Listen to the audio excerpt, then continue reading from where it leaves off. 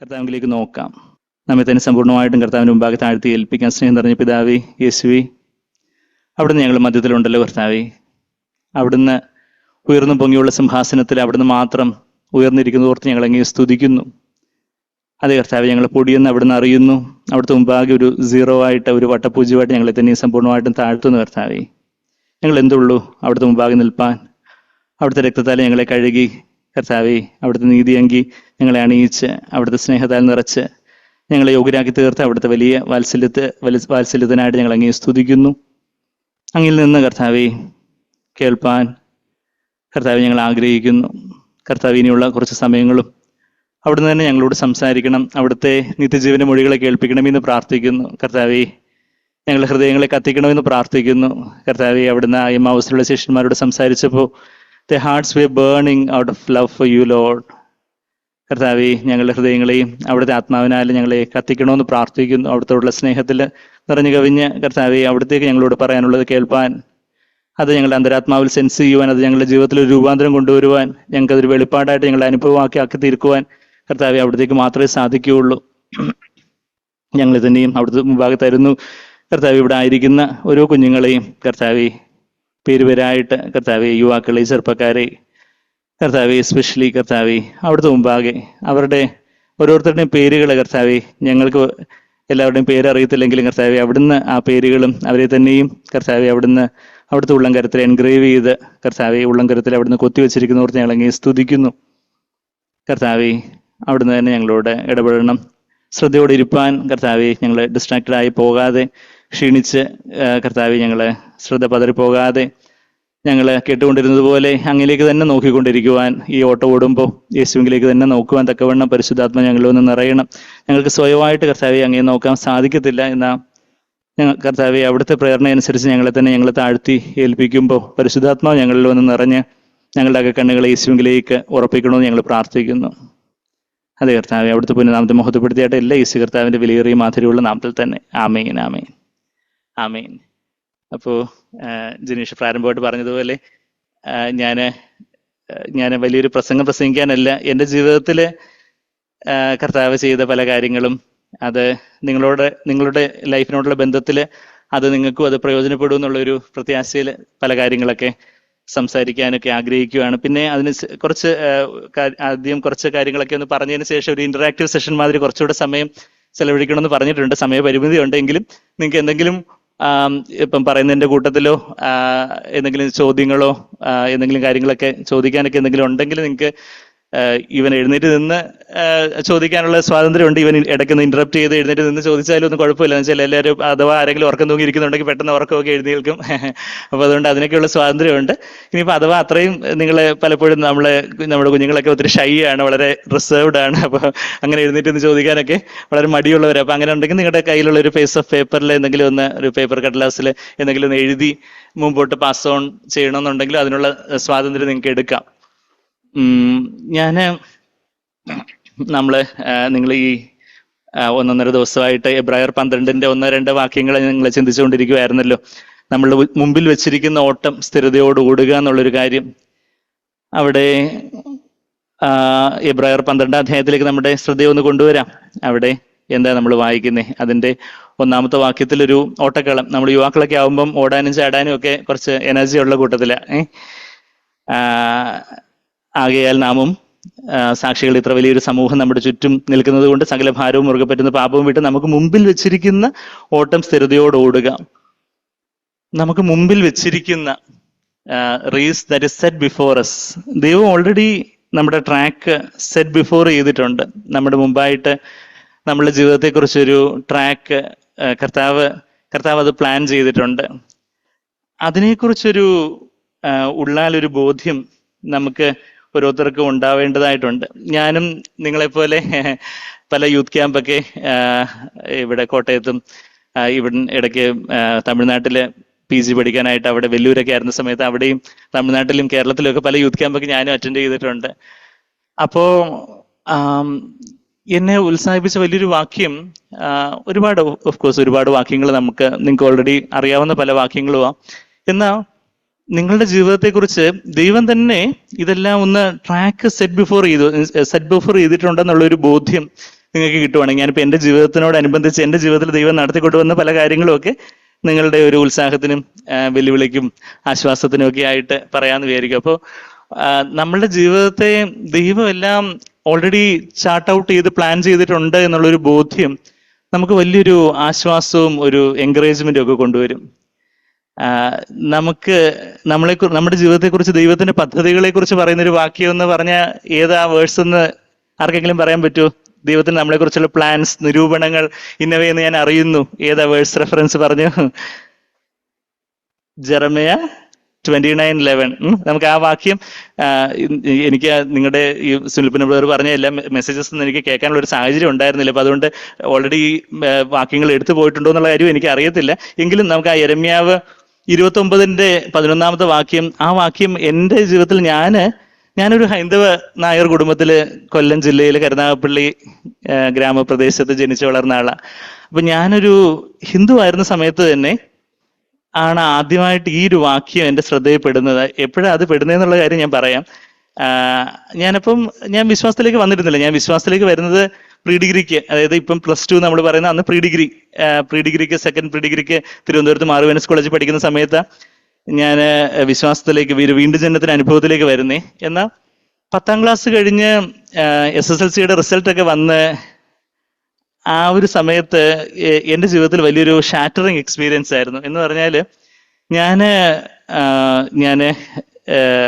അവിടെ ചവറ, കൊല്ലം ജില്ലയിൽ ചവറ ലൂർദ് മത സ്കൂളിൽ 2ാം ക്ലാസ് മുതൽ 10ാം ക്ലാസ് വരെ അവിടെ ഞാൻ പഠിച്ചത്. 1ാം ക്ലാസ്സിൽ അങ്ങ് അച്ഛൻ്റെ നാടായിട്ടുള്ള മൂവാറ്റുപുഴ, എറണാകുളത്ത് മൂവാറ്റുപുഴയിൽ നിർമ്മല ജൂനിയർ സ്കൂളിലെ പ്രീ പ്രൈമറിയും 1ാം ക്ലാസ്സൊക്കെ പഠിച്ച്, പിന്നെ 2ാം ക്ലാസ്സിൽ അമ്മയ്ക്ക് ട്രാൻസ്ഫർ ആയപ്പോഴത്തേക്കും ഇവിടെ കൊല്ലം ജില്ലയിലെ ഈ സ്കൂളിൽ വന്ന് പഠിക്കുന്നത്. അപ്പം 3ാം ക്ലാസ് മുതൽ ഞാൻ ക്ലാസ് ഫസ്റ്റും, ഞാൻ ഇത് പറയുന്നത് എന്തോ വലിയൊരു കാര്യമായിട്ട് പറയുമല്ല, പക്ഷെ എനിക്ക് ഈ ഷാറ്ററിങ് എക്സ്പീരിയൻസ് എന്താന്ന് പറയാൻ വേണ്ടി ഈ വചനത്തിന്റെ കാര്യം പറയുന്നതിലേക്ക് ഞാൻ വരിക. 3ാം ക്ലാസ് മുതൽ ക്ലാസ് ഫസ്റ്റും 4ാം ക്ലാസ് മുതൽ സ്കൂൾ ഫസ്റ്റും ഒക്കെ ആയിരുന്നു. അപ്പം SSLCക്ക് ഞാൻ വലിയ മാർക്കും കാര്യങ്ങളും ഒക്കെ, റാങ്ക് ഒക്കെ, അന്ന് ഈ SSLCക്ക് 15-നകം റാങ്ക് എന്ന് പറഞ്ഞാൽ ഭയങ്കര ഒരു വലിയൊരു ഗ്ലോറിയസ് കാര്യമായിട്ട് പത്രമാധ്യമങ്ങളൊക്കെ കൊട്ടിഘോഷിച്ചുകൊണ്ടിരുന്ന ഒരു കാലഘട്ടം. അപ്പം ഞങ്ങളുടെ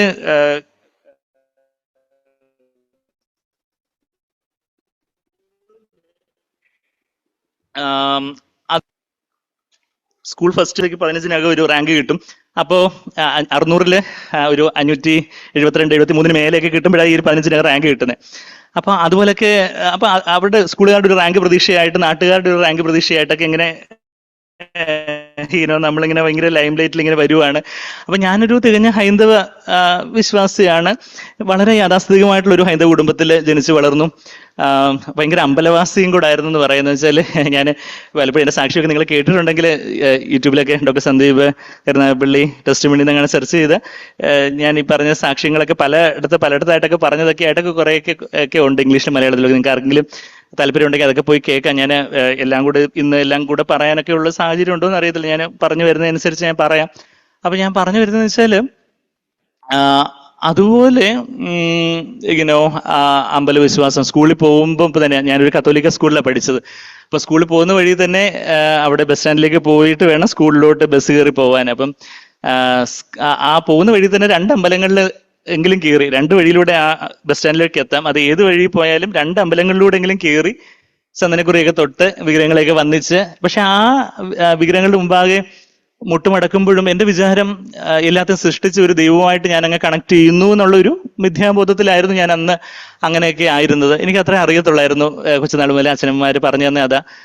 അപ്പൊ അങ്ങനെ വലിയൊരു ഭക്തനായിട്ട്, ഭയങ്കര ആത്മീയമായിട്ടെന്നൊക്കെ ഉള്ള രീതിയിലുള്ള, ആധ്യാത്മികം എന്നൊക്കെ പറയുന്ന രീതിയിലുള്ള, ഇൻവേർട്ടഡ് കോമേഴ്സിൽ അതൊക്കെ പറയുന്നത്, അങ്ങനെയൊക്കെയുള്ള പല ബോധ്യങ്ങളൊക്കെ ആയിട്ട് രാവിലെ വിഷ്ണു സഹസ്രനാമം ജപിക്കും, വൈകിട്ട് ലളിതാ സഹസ്രനാമം ജപിക്കും, ഭഗവത്ഗീതയെ കുറിച്ചുള്ള കാര്യങ്ങളൊക്കെ വായിക്കും, ട്രാൻസ്ലന്റ് മെഡിറ്റേഷൻ, പോസിറ്റീവ് തിങ്കിങ്, അമൃതാനന്ദമയുടെ ഭക്തി, അതുപോലെ വിവേകാനന്ദന്റെ പുസ്തകങ്ങൾ, അങ്ങനെയുള്ള പല കാര്യങ്ങളൊക്കെ സ്കൂൾ തലത്തിൽ ഇതൊക്കെ ഇങ്ങനെ വായിക്കുകയോ എഴുതുകയൊക്കെ ചെയ്ത് അത് കഴിഞ്ഞിട്ട്, അപ്പം ഞാൻ പറഞ്ഞു വരുന്നത് വെച്ചാൽ SSLCക്ക് അപ്പം അങ്ങനെ വലിയ മാർക്കൊക്കെ പ്രതീക്ഷിച്ചിരുന്ന ഞാൻ SSLC റിസൾട്ട് വന്നപ്പോൾ, ഞാൻ സ്കൂളിലെ മോഡൽ പരീക്ഷ വരെയും ഫസ്റ്റ് വാങ്ങിച്ചിരുന്ന എനിക്ക് സ്കൂളിൽ തന്നെ ഞാൻ 6-മോ 7-മോ കണ്ടായി. എനിക്ക് 80-നടുത്ത് 75-ന് മേലെ 80-നടുത്തൊക്കെ ഒരു മാർക്കൊക്കെ പ്രതീക്ഷിച്ച് എനിക്ക് 550 മാർക്ക് 550 മാർക്കേ കിട്ടിയുള്ളൂ. അത് ഭയങ്കര തകർച്ചയായിരുന്നു. അപ്പൊ പക്ഷേ അത് ഞാൻ തിരിഞ്ഞു നോക്കുമ്പോൾ എന്നെ കർത്താവിലേക്ക് കൊണ്ടുവരാൻ, ഇപ്പൊ ഞാൻ നിങ്ങളോട് ഈ കാര്യങ്ങളൊക്കെ പറയുന്നത് വെച്ചാൽ നിങ്ങളും പല പരീക്ഷയിലൊക്കെ ചിലപ്പം പ്രതീക്ഷിക്കാത്ത ചിലപ്പോൾ ഒരു തോൽവിയോ അല്ലെങ്കിൽ ചിലപ്പോൾ പ്രതീക്ഷിച്ച ഒരു A+ കിട്ടിയില്ല,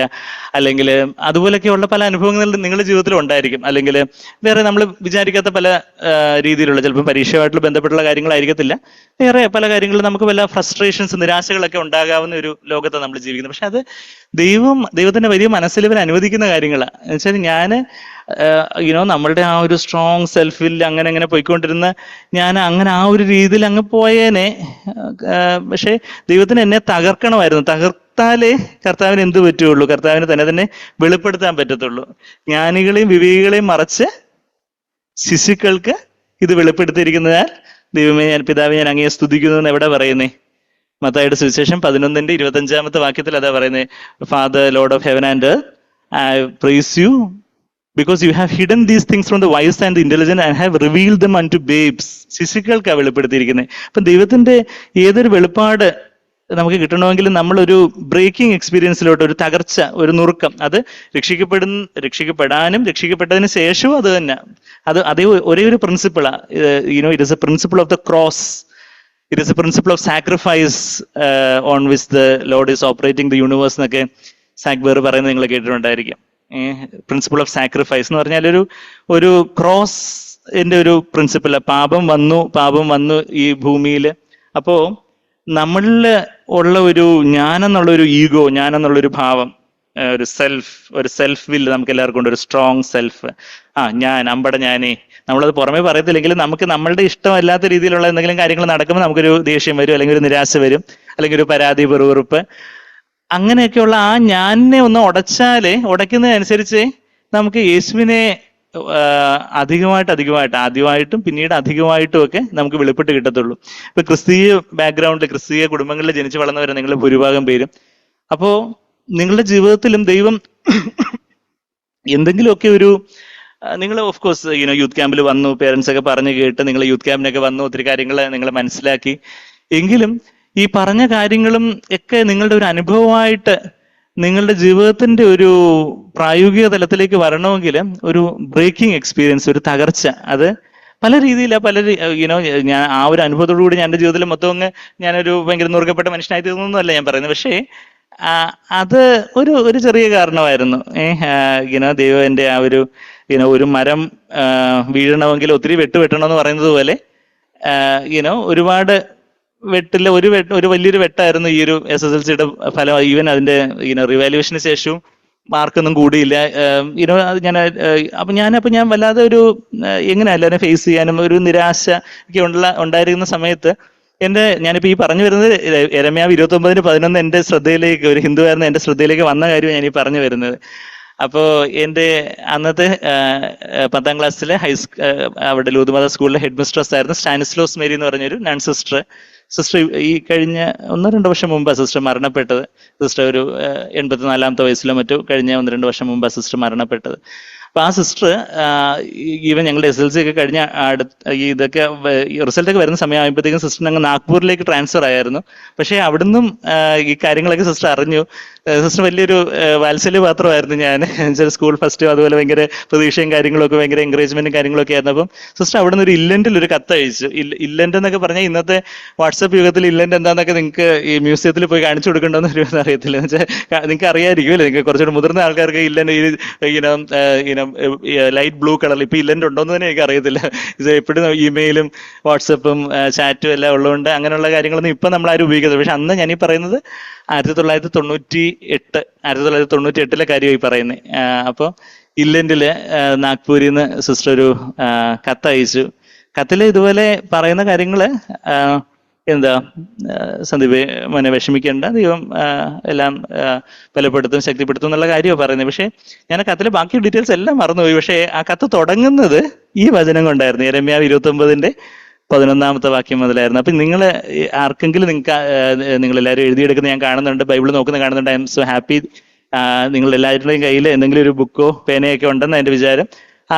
നിങ്ങളുടെ ബൈബിൾ അത് ഓൾറെഡി അടയാളപ്പെടുത്തിയിട്ടില്ലെങ്കിൽ ഇപ്പം തന്നെ ഒന്ന് ജസ്റ്റ് ഒന്ന് ബൈബിൾ അടയാളപ്പെടുത്തുന്നതിൽ മടിയൊന്നും വിചാരിക്കേണ്ട കാര്യത്തില്ല. ബൈബിൾ അഴുക്കായാലും നമ്മുടെ ഹൃദയം ശുദ്ധമായ മതി എന്ന് പണ്ട് ആരോ പറഞ്ഞിട്ടുണ്ട്. ബൈബിൾ അഴുക്കായാലും നമ്മുടെ ഹൃദയം ശുദ്ധമാവുന്നതാണ് കൂടുതൽ കാര്യം. അപ്പം നമുക്ക് വേഴ്സ് റെഫറൻസസ് ഒക്കെ പിന്നീട് എടുക്കാനും, പിന്നീട് നമ്മൾ ഈ യെരമ്യാവിൽ എവിടെയാന്ന് നോക്കുമ്പോൾ പെട്ടെന്ന് നമ്മൾ മറിക്കുമ്പോൾ ആ ഒരു വേഴ്സ് നമ്മളൊന്ന് എല്ലാ വേഴ്സും ഒരേപോലെ ഇങ്ങനെ വെറുതെ ഒരു റൂട്ടീനായിട്ട് അണ്ടർലൈൻ ചെയ്യണം എന്നല്ല ഞാൻ പറയുന്നത്. പക്ഷെ എന്താ നമ്മൾ യെരമ്യാവ് 29:11 നിങ്ങൾ എല്ലാവരും അത് നിങ്ങളെക്കുറിച്ച് യേശു കർത്താവ് നിങ്ങളെ നിങ്ങളുടെ വലം കൈ പിടിച്ചുകൊണ്ട് പറയാന്നിരിക്കട്ടെ എന്നല്ല, യേശു കർത്താവ് നിങ്ങളോട് ഓരോരുത്തരോടും ഈ കാര്യം പറയുന്നു എന്ന് ഞാൻ വിശ്വസിക്കുന്നു. അതുകൊണ്ടാണ് ഞാനിത് പറയുന്നത്.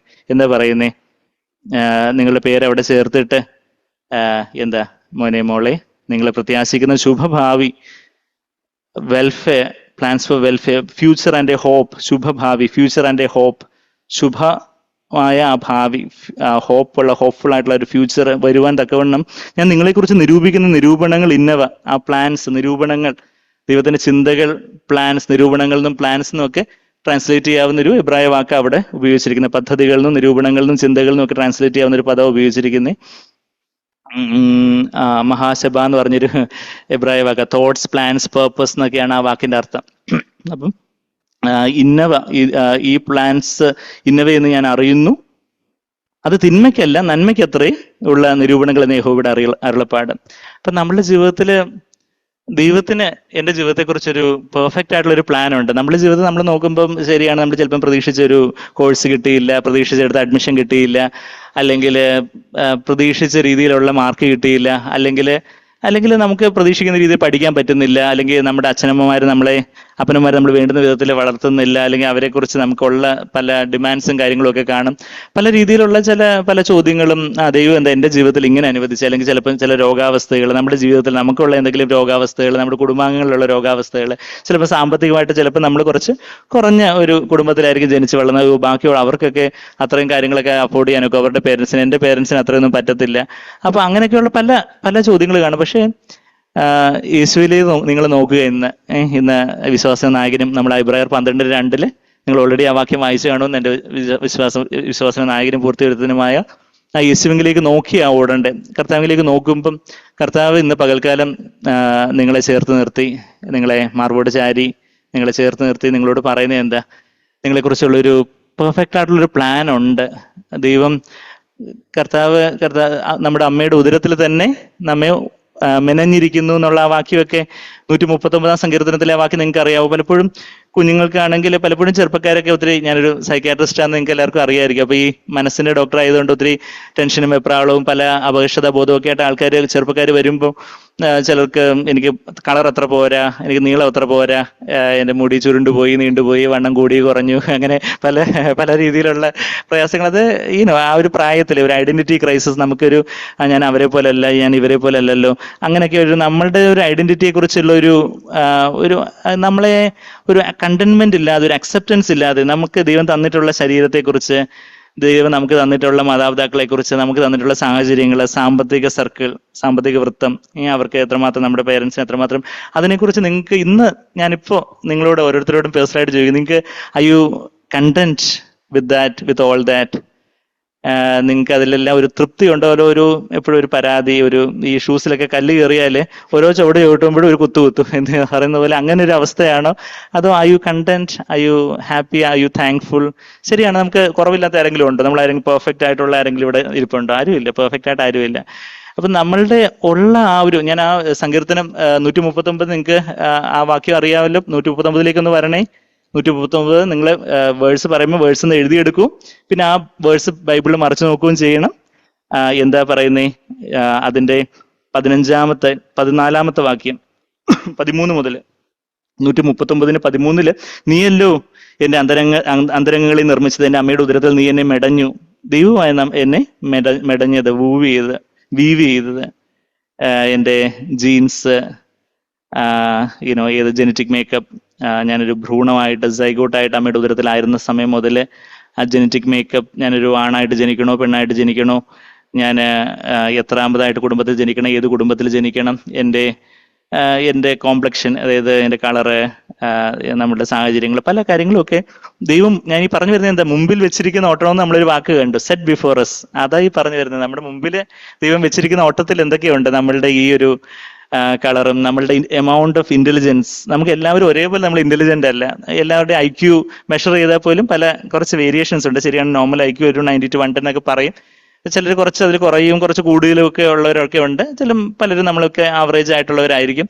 അപ്പം നമുക്ക് ബാക്കിയുള്ളവരുടെ അത്രയും ചിലപ്പം അവരുടെ അത്രയും എനിക്ക് പാട്ട് പാടാൻ പറ്റത്തില്ല, അല്ലെങ്കിൽ അവരുടെ അത്രയും എനിക്ക് കീബോർഡ് വായിക്കാനോ അങ്ങനെയുള്ള മ്യൂസിക്കൽ ഇൻസ്ട്രുമെന്റ്സ്, എനിക്ക് വലിയ കഴിവുകളോ കാര്യങ്ങളൊന്നുമില്ല. ഞാനൊരു ഇങ്ങനെ പാവം പിടിച്ച് നാണിച്ചിരിക്കുന്ന ഒരു പയ്യന, അല്ലെങ്കിൽ ഒരു പെങ്കൊച്ച, അങ്ങനെയൊക്കെയുള്ള നമ്മളുടെ പല ടെമ്പറമെന്റൽ ട്രെയ്റ്റ്സ്, അത് പല ഫാക്ടേഴ്സും ഉണ്ട്, ജനറ്റിക് ഫാക്ടേഴ്സും, പിന്നെ വേറെ പല എൻവയോൺമെന്റൽ നമ്മൾ വളർന്നു വന്ന സാഹചര്യങ്ങൾ, ഒത്തിരി ഫാക്ടേഴ്സ് ഒക്കെ ഉണ്ട് പല കാര്യങ്ങളിലും. അപ്പം ഞാൻ പറഞ്ഞതെന്ന് വെച്ചാൽ അങ്ങനെയുള്ള നമുക്കുള്ള പല സ്വഭാവ രീതികൾ, പല കാര്യങ്ങളെക്കുറിച്ച് നമുക്ക് അച്ഛനന്മാർ ഇട്ടിരിക്കുന്ന പേര്, ചിലപ്പം ചിലർക്കാണെങ്കിൽ എൻ്റെ പേര് എനിക്ക് എന്തിനാ ഈ പേരിട്ട്, അല്ലെങ്കിൽ അങ്ങനെയൊക്കെ പിള്ളേര് ചോദിക്കുന്ന പിള്ളേരുണ്ട്. അതുപോലെയൊക്കെയുള്ള എനിക്ക് ചിലപ്പോൾ നമ്മുടെ സിബ്ലിങ്സിനെ കുറിച്ച്, നമുക്ക് ബാക്കി എല്ലാവരും ഭയങ്കര ഇഷ്ടമാണ് നമ്മുടെ, പക്ഷേ ചേട്ടനെ, ചേച്ചി, അനിയത്തിയെ കണ്ടുകൂടാ. അവരോട് എപ്പോഴും വഴക്കാം.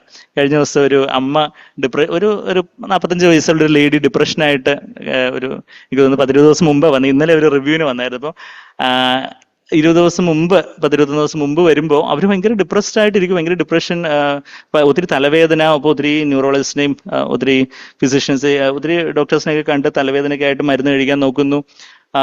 ഉറക്കത്തിന്റെ കുറവ്, പിന്നെ ആരോഗ്യമൊക്കെ പറഞ്ഞു, എന്തോ സൈക്കാട്രി കാണാൻ പറഞ്ഞു, അങ്ങനെ വന്നു. അപ്പൊ ഇങ്ങനെ കാര്യങ്ങൾ പറഞ്ഞു വന്നപ്പോൾ എന്താ ഒരു വലിയ കാരണം എന്ന് പറഞ്ഞാൽ, വീട്ടിൽ മോനും മോളും തമ്മിൽ മിണ്ടത്തില്ല. മോക്കൊരു 23 വയസ്സ്, മോനൊരു 18 വയസ്സ്. എനിക്ക് ആദ്യം വരുന്ന ഒരു 10-40 ദിവസം മുമ്പ്. അത് കഴിഞ്ഞിട്ട് പിന്നെ ഞാനിപ്പം പറഞ്ഞ അടുത്ത പ്രാവശ്യം വരുമ്പോൾ ഞാൻ മരുന്നൊക്കെ കൊടുത്തു ഇട്ടു. അടുത്ത പ്രാവശ്യം വരുമ്പോൾ ഈ മോനെയും മോളെയും കൂടെ ഒന്ന് കൊണ്ടുവരണം, എനിക്ക് അവരോട് സംസാരിക്കണം. അപ്പം ഞാൻ ഇങ്ങനെ 10 ദിവസം മുമ്പ് വന്നപ്പോൾ ഇവരോട് ഞാൻ സംസാരിച്ചവര് നല്ല കുഞ്ഞുങ്ങളാ, പക്ഷെ എന്തോ ചെറിയൊരു ഈഗോ പ്രോബ്ലം. ഞാൻ അവരെ കൊണ്ട് അപ്പം തന്നെയൊക്കെ സംസാരിപ്പിക്കാൻ ദൈവം സഹായിച്ചു.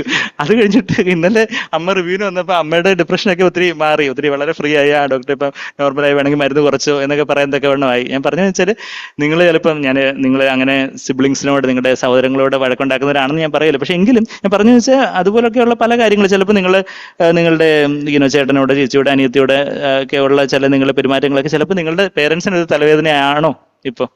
അങ്ങനെയൊക്കെയുള്ള കാര്യങ്ങൾ, നിങ്ങൾ ഒത്തിരി കാര്യങ്ങൾ, ആത്മീയമായിട്ടുള്ള ഒത്തിരി കാര്യങ്ങൾ കേട്ടു. പക്ഷെ പ്രായോഗികമായിട്ടുള്ള ഈ കാര്യങ്ങളിലേക്കൊക്കെ വരുമ്പോൾ നമുക്ക് നമ്മളെക്കുറിച്ച്, Lord I thank you for the way that you have made me, നീ അവിടുന്ന് എന്നെ സൃഷ്ടിച്ച ഈ വിധത്തിൽ ഞാൻ അങ്ങേക്ക് നന്ദി പറയുന്നു എന്ന് ഓണസ്റ്റ് ആയിട്ട് നിങ്ങൾക്ക് ഇന്ന് ഹൃദയത്തിൽ കർത്താവിനെ നോക്കി പറയാൻ പറ്റൂ. അല്ലെങ്കിൽ ഇപ്പം തന്നെ നിങ്ങൾക്ക് അത് പറയാം. We can choose to do that. നമുക്ക് പല കുറവുകൾ കാര്യങ്ങളൊക്കെ ആയിരിക്കും, പക്ഷെ നമുക്ക് ദൈവം വെച്ചിരിക്കുന്ന ഒരു ഓട്ടമുണ്ട്. അത് ഫുൾഫിൽ ചെയ്യാൻ വേണ്ടി നമുക്ക് ദൈവം ഒരു ബോഡി ഒരുക്കി.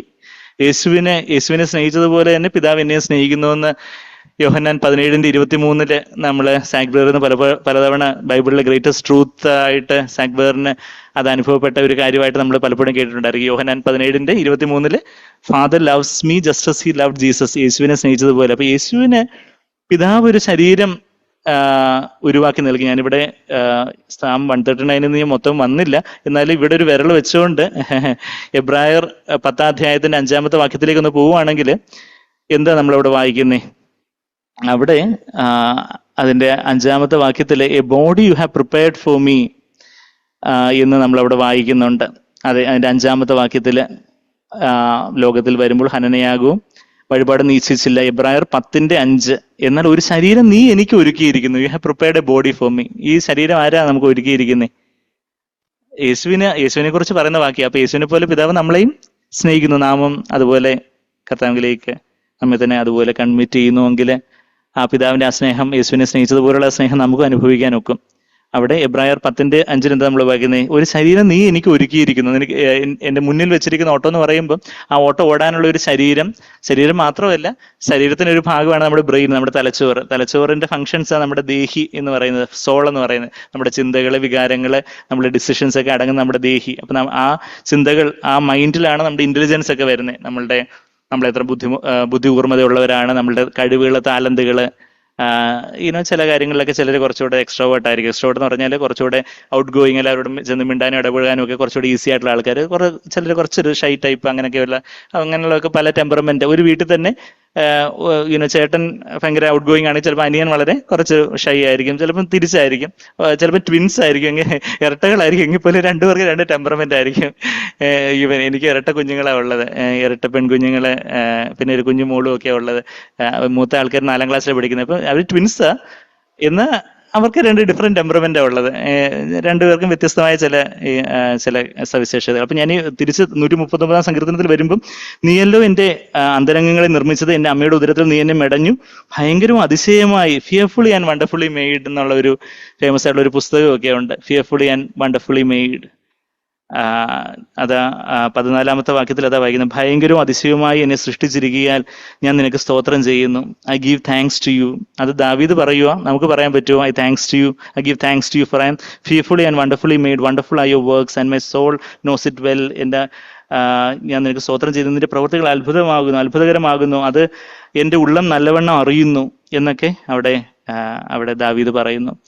ആ കാര്യങ്ങളെക്കുറിച്ച് ഞാൻ പിന്നെ യെശയ്യാവ് 41 അധ്യായത്തിൽ എന്നെ ഈ അടുത്ത് എസ്പെഷ്യലി കുറച്ച് നാളുകളിലൊക്കെ ദൈവം കൂടുതൽ, നമുക്ക് എല്ലാവർക്കും അറിയാവുന്നൊരു വാക്യമായിരിക്കും. യെശയ്യാവ് 41 അധ്യായത്തിൽ 2 വാക്യങ്ങൾ, 10ഉം 13ഉം വാക്യങ്ങൾ മിക്കവരുടെയും ബൈബിളിൽ അത് അണ്ടർലൈൻഡ് ആയിരിക്കും എന്ന് ഞാൻ വിശ്വസിക്കുന്നത്. അണ്ടർലൈൻഡ് അല്ലെങ്കിൽ ഇത്തന്നെ നിങ്ങൾ അണ്ടർലൈൻ ചെയ്യണം.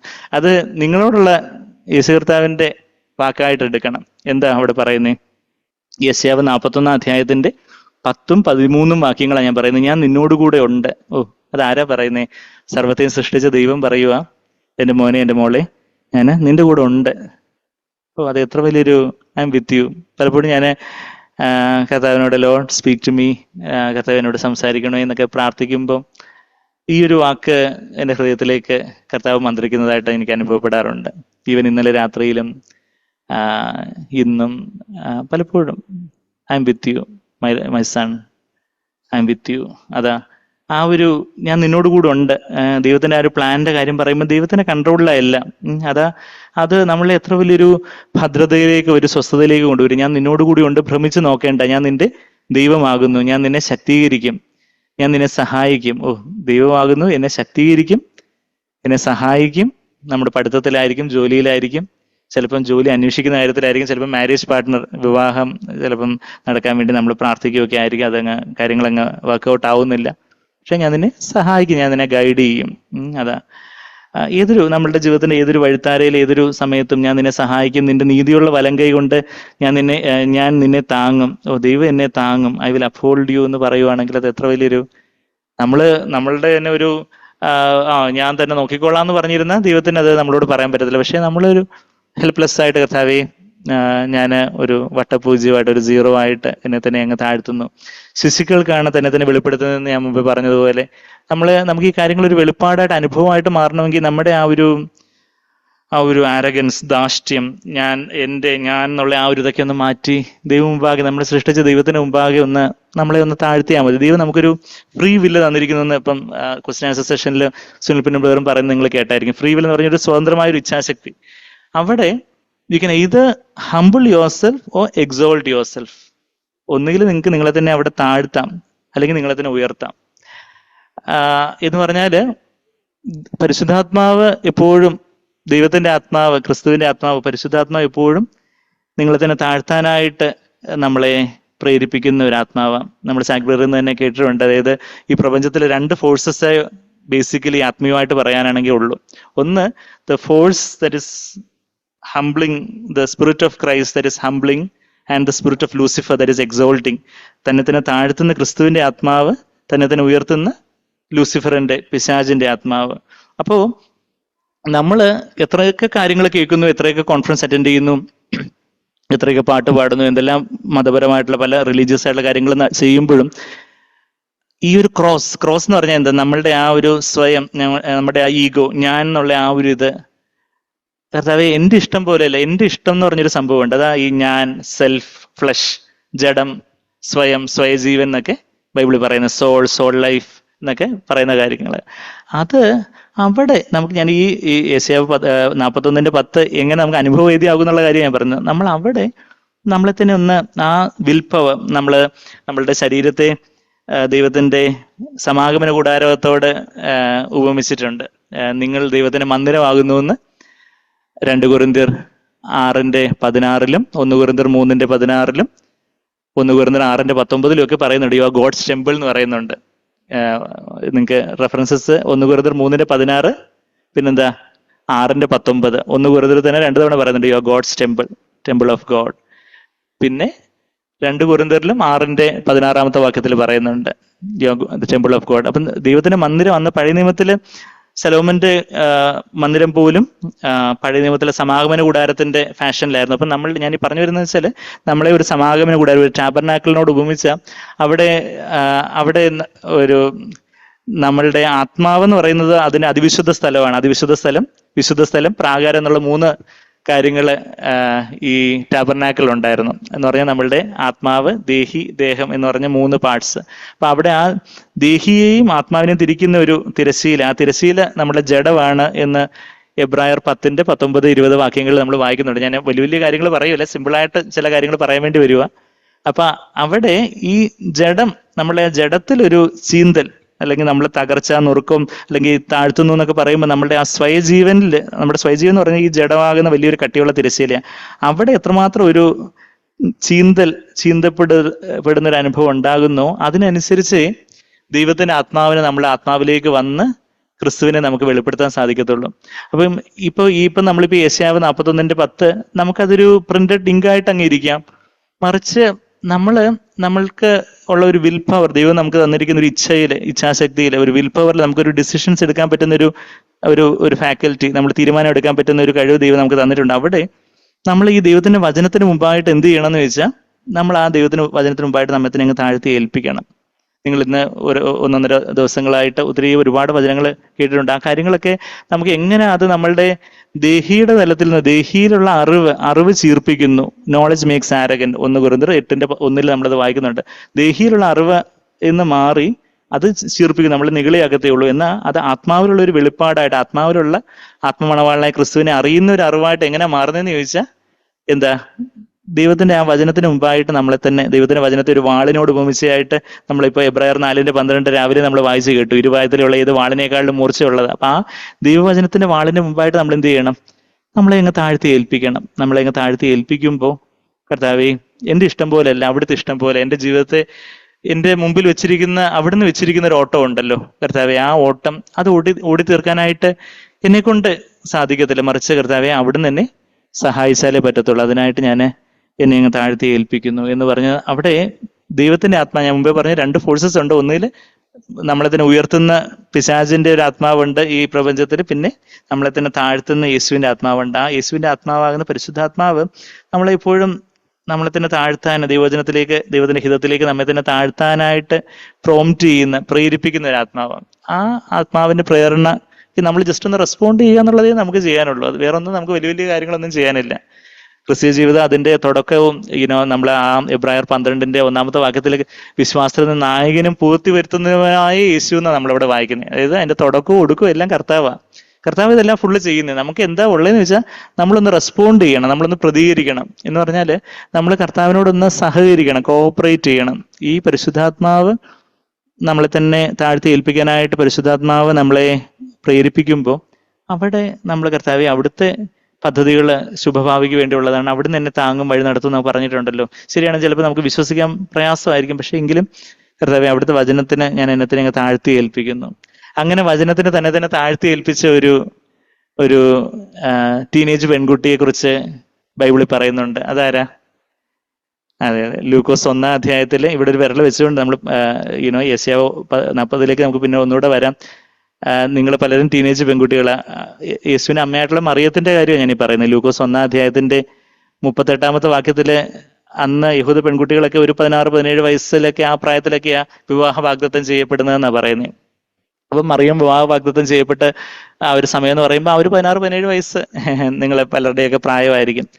എന്നാൽ അവള് യേശുവിന്റെ, ദൈവത്തിന്റെ ദൂതൻ പിതാവിന്റെ വചനമാകുന്ന കെടാത്ത ബീജവുമായിട്ട് വന്നപ്പോ അവള് തന്നെ താഴ്ത്തി ഏൽപ്പിച്ച ഒരു കാര്യം ലൂക്കോസ് 1:38 വാക്യത്തിൽ, അതിന് മറിയ, ഇതാ ഞാൻ കർത്താവിന്റെ ദാസി, നിന്റെ വാക്കുപോലെ എന്നിൽ ഭവിക്കട്ടെ എന്ന് പറഞ്ഞു. ദൂതൻ അവളെ വിട്ടുപോയി. Behold the bond slave of the Lord, may it be done to me according to your word. നമ്മൾ എന്തെല്ലാം വചനങ്ങൾ കേൾക്കുന്നു, എന്തെല്ലാം പല കാര്യങ്ങൾ, ഒത്തിരി നമ്മൾ മീറ്റിങ്ങുകളോ കാര്യങ്ങളോ എല്ലാം എല്ലാം നല്ലത് തന്നെ, എല്ലാം വേണം, തീർച്ചയായിട്ടും വേണം. എന്നാൽ അതിലൂടെ എല്ലാം നടക്കേണ്ട ഒരു പ്രോസസ്സ് എന്ന് പറഞ്ഞാൽ എന്താ, നമ്മളെ ഈ ദൈവത്തിന്റെ വചനത്തിന് മുമ്പായിട്ട് അങ്ങ് ലോർഡ്, ഞാൻ കർത്താവിന്റെ ദാസൻ, കർത്താവിന്റെ ദാസി എന്ന് പറഞ്ഞുകൊണ്ട് കർത്താവെ, born slave of the lord, അടിമദാസി എന്ന കുറച്ചുകൂടെ നന്നായിട്ടൊരു ട്രാൻസ്ലേഷൻ. ഡുളോസ് എന്നുള്ളൊരു വാക്ക്. ഡിയോ എന്ന് പറഞ്ഞാൽ ബന്ധിക്കുക, ടു ബൈൻഡ്. ഡുളോസ് എന്ന് പറഞ്ഞാൽ ബന്ധിക്കപ്പെട്ടവൻ, അല്ലെങ്കിൽ ഒരു അടിമയെ കുറിക്കുന്ന ഒരു വാക്ക് അവിടെ മറിയം പറയുന്നത്. ബിഹോൾ ദ ബോൺ സ്ലേവ്, കർത്താവെ ഞാനൊരു അടിമ, കർത്താവെ അവിടുന്നാണ് യജമാനൻ, കർത്താവെ ഞാൻ എന്നെ തന്നെ അവിടുത്തെ വചനം പോലെ ആവട്ടെ എന്ന് പറഞ്ഞ് ഞാൻ എന്നെ തന്നെ താഴ്ത്തി ഏൽപ്പിക്കുന്നു. അവിടുത്തെ വചനത്തിൽ കർത്താവെ എനിക്ക് വേണ്ടി ശുഭഭാവിക്കുള്ള പദ്ധതി ഉണ്ടെന്ന് പറയുന്നു. അവിടുന്ന് എന്നെ ഭയങ്കര അതിശയകരമായിട്ട് മെനഞ്ഞിരിക്കുന്നു പറയുന്നുണ്ടല്ലോ. കർത്താവെ അവിടുന്ന് എന്നെ താങ്ങും വഴി നടത്തും എന്ന് പറയുന്നുണ്ടല്ലോ. കർത്താവെ അവിടുത്തെ വചനം പോലെ എന്നിലാവട്ടെ. എനിക്ക് അങ്ങയിൽ നിന്ന് കർത്താവെ അതൊരു വെളിപ്പാടായിട്ട് എൻ്റെ ജീവിതത്തിൽ എപ്പോഴും കർത്താവെ അങ്ങയോടുള്ള ആ ഒരു കണക്ഷനിലായിരിക്കാൻ നമ്മളിന്ന് കേട്ടു. ആ ഒരു ഫോൺ കോൾ കട്ട് ചെയ്യാതെ നമ്മൾ പല കാര്യങ്ങളൊരു നമ്മുടെ ഒരു പ്രിയ സുഹൃത്ത് നമ്മളോട് സംസാരിക്കുവാണ്, നമ്മൾ പല കാര്യങ്ങൾ ചെയ്യുന്നതിൻ്റെ കൂടെ നമുക്ക് ആ കണക്ഷനിൽ മെയിൻറ്റെയിൻ ചെയ്യാൻ പറ്റും എന്ന് പറഞ്ഞതുപോലെ കർത്താവ് അതെനിക്കൊരു എൻ്റെ അനുഭവമാക്കി തീർക്കണമേ. കർത്താവ് ഞാനത് കേട്ടു, പക്ഷേ എൻ്റെത് അനുഭവമാക്കണം. അതിനായിട്ട് കർത്താവ് ഒരു നല്ല മനസ്സാക്ഷിയോടെ താഴ്മയോടെ പരിശുദ്ധാത്മാവ് എനിക്കതൊരു അനുഭവമാക്കി തരണം.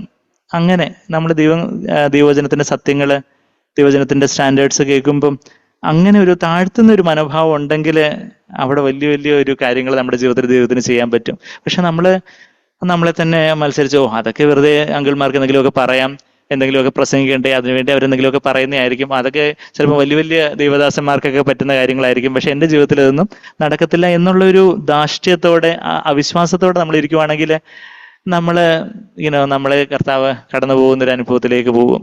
എന്നാൽ നമ്മളെ തന്നെ എങ്ങനെ താഴ്ത്തുക. നമ്മൾ തിരിച്ച് ആ യെശയ്യാവ് 40:10 ഞാൻ വായിച്ചു, അതിന്റെ 13 കൂടെ വായിക്കുക. യെശയ്യാവ് 41:13, നിന്റെ ദൈവമായ യഹോവ എന്ന് ഞാൻ നിന്റെ വലങ്കൈ പിടിച്ച് നിന്നോട് ഭയപ്പെടേണ്ട, ഞാൻ നിന്നെ സഹായിക്കും എന്ന് പറയുന്നു. അതായത് നമ്മൾ ഒരാൾ പെട്ടെന്ന് വന്ന് നമ്മുടെ കൈയെ പിടിച്ചുകൊണ്ട് ഞാൻ സഹായിക്കും, വലങ്കൈ പിടിച്ചുകൊണ്ട് പറയുന്നു എന്ന് പറയുമ്പോൾ അത് എത്ര വലിയൊരു ആശ്വാസമായിരിക്കും. നമ്മുടെ വലങ്കൈ പിടിച്ചുകൊണ്ട് കർത്താവ് എന്ന് പറയാ, എൻ്റെ മോനെ, എൻ്റെ മോളെ, ഞാൻ നിന്നെ സഹായിക്കും, ഞാൻ നിന്നെ താങ്ങും. കർത്താവിൻ്റെ ആ ഒരു സ്നേഹത്തിൽ നമ്മൾ എത്രമാത്രം ഒന്ന് വേരൂന്നണമെന്നുള്ളൊരു കാര്യം നമ്മളുടെ നമ്മളുടെ ക്രിസ്ത്യ ജീവിതത്തിന്റെ ആ ഒരു കാര്യം എന്ന് പറഞ്ഞാൽ, ഇപ്പൊ എൻ്റെ ജീവിതത്തിൽ ഞാൻ ആ ഒരു വാക്യം ഞാൻ അന്ന് വായിച്ചു, അതെനിക്ക് ഒരു ഉത്സാഹമായിരുന്നു. എന്നാൽ പിന്നീട് അതങ്ങ് ഞാൻ മറന്നുപോയി. പിന്നെയും ഞാൻ പ്രീ ഡിഗ്രി +1 +2 ഒക്കെ ആയി. ഞാൻ ഈ 10th കഴിഞ്ഞപ്പോൾ ഉള്ള സമയത്തെ ആ കാര്യമോ പറഞ്ഞു. പിന്നെ പ്രീ ഡിഗ്രി ആ സമയത്ത് ഞാൻ ഒത്തിരി കാര്യങ്ങളൊന്നും പറയാൻ സമയമില്ല, പക്ഷെ ആ ഒരു ദൈവം തന്നെ പല കാര്യങ്ങളെ ഒരുക്കിക്കൊണ്ട് വന്നു. ഞാൻ വലിയ വലിയ കാര്യങ്ങളൊക്കെ പറയുകയൊക്കെ ചെയ്യുന്നുണ്ടെങ്കിൽ എൻ്റെ ഹൃദയത്തിൽ ഒരു സമാധാനം ഇല്ലെന്നുള്ളൊരു, ഞാനന്ന് ഹിന്ദുവായിരുന്ന സമയത്ത് ഈ രക്ഷിക്കപ്പെടുന്ന ഒരു കാര്യം പറയുക, യഥാർത്ഥത്തിലുള്ളൊരു സമാധാനം ഇല്ലെന്നുള്ളൊരു ഉള്ളാലൊരു ബോധ്യത്തിലേക്ക് ദൈവം പതുക്കെ എന്നെ നടത്തുമായിരുന്നു. ഒരു ഉള്ളിൻ്റെ ഉള്ളിലുള്ളൊരു ശൂന്യത. ഞാൻ 1999, ഇപ്പൊ 2024 നമ്മളുള്ള, 1999, 24 വർഷം മുമ്പുള്ള കാര്യമാണ് പറയുന്നത്. 1999 ഡിസംബർ മാസം 19 ഒരു ഞായറാഴ്ച ദിവസമായിരുന്നു. അന്ന് രാവിലെ, അന്ന് ഈ പ്രീ ഡിഗ്രി പഠിക്കുന്ന സമയം, +2 കഴിയാറാവുന്ന സമയം. അപ്പം ഈ ഒരു physics, chemistry, biology olympiad exam കോളേജിലുണ്ട്.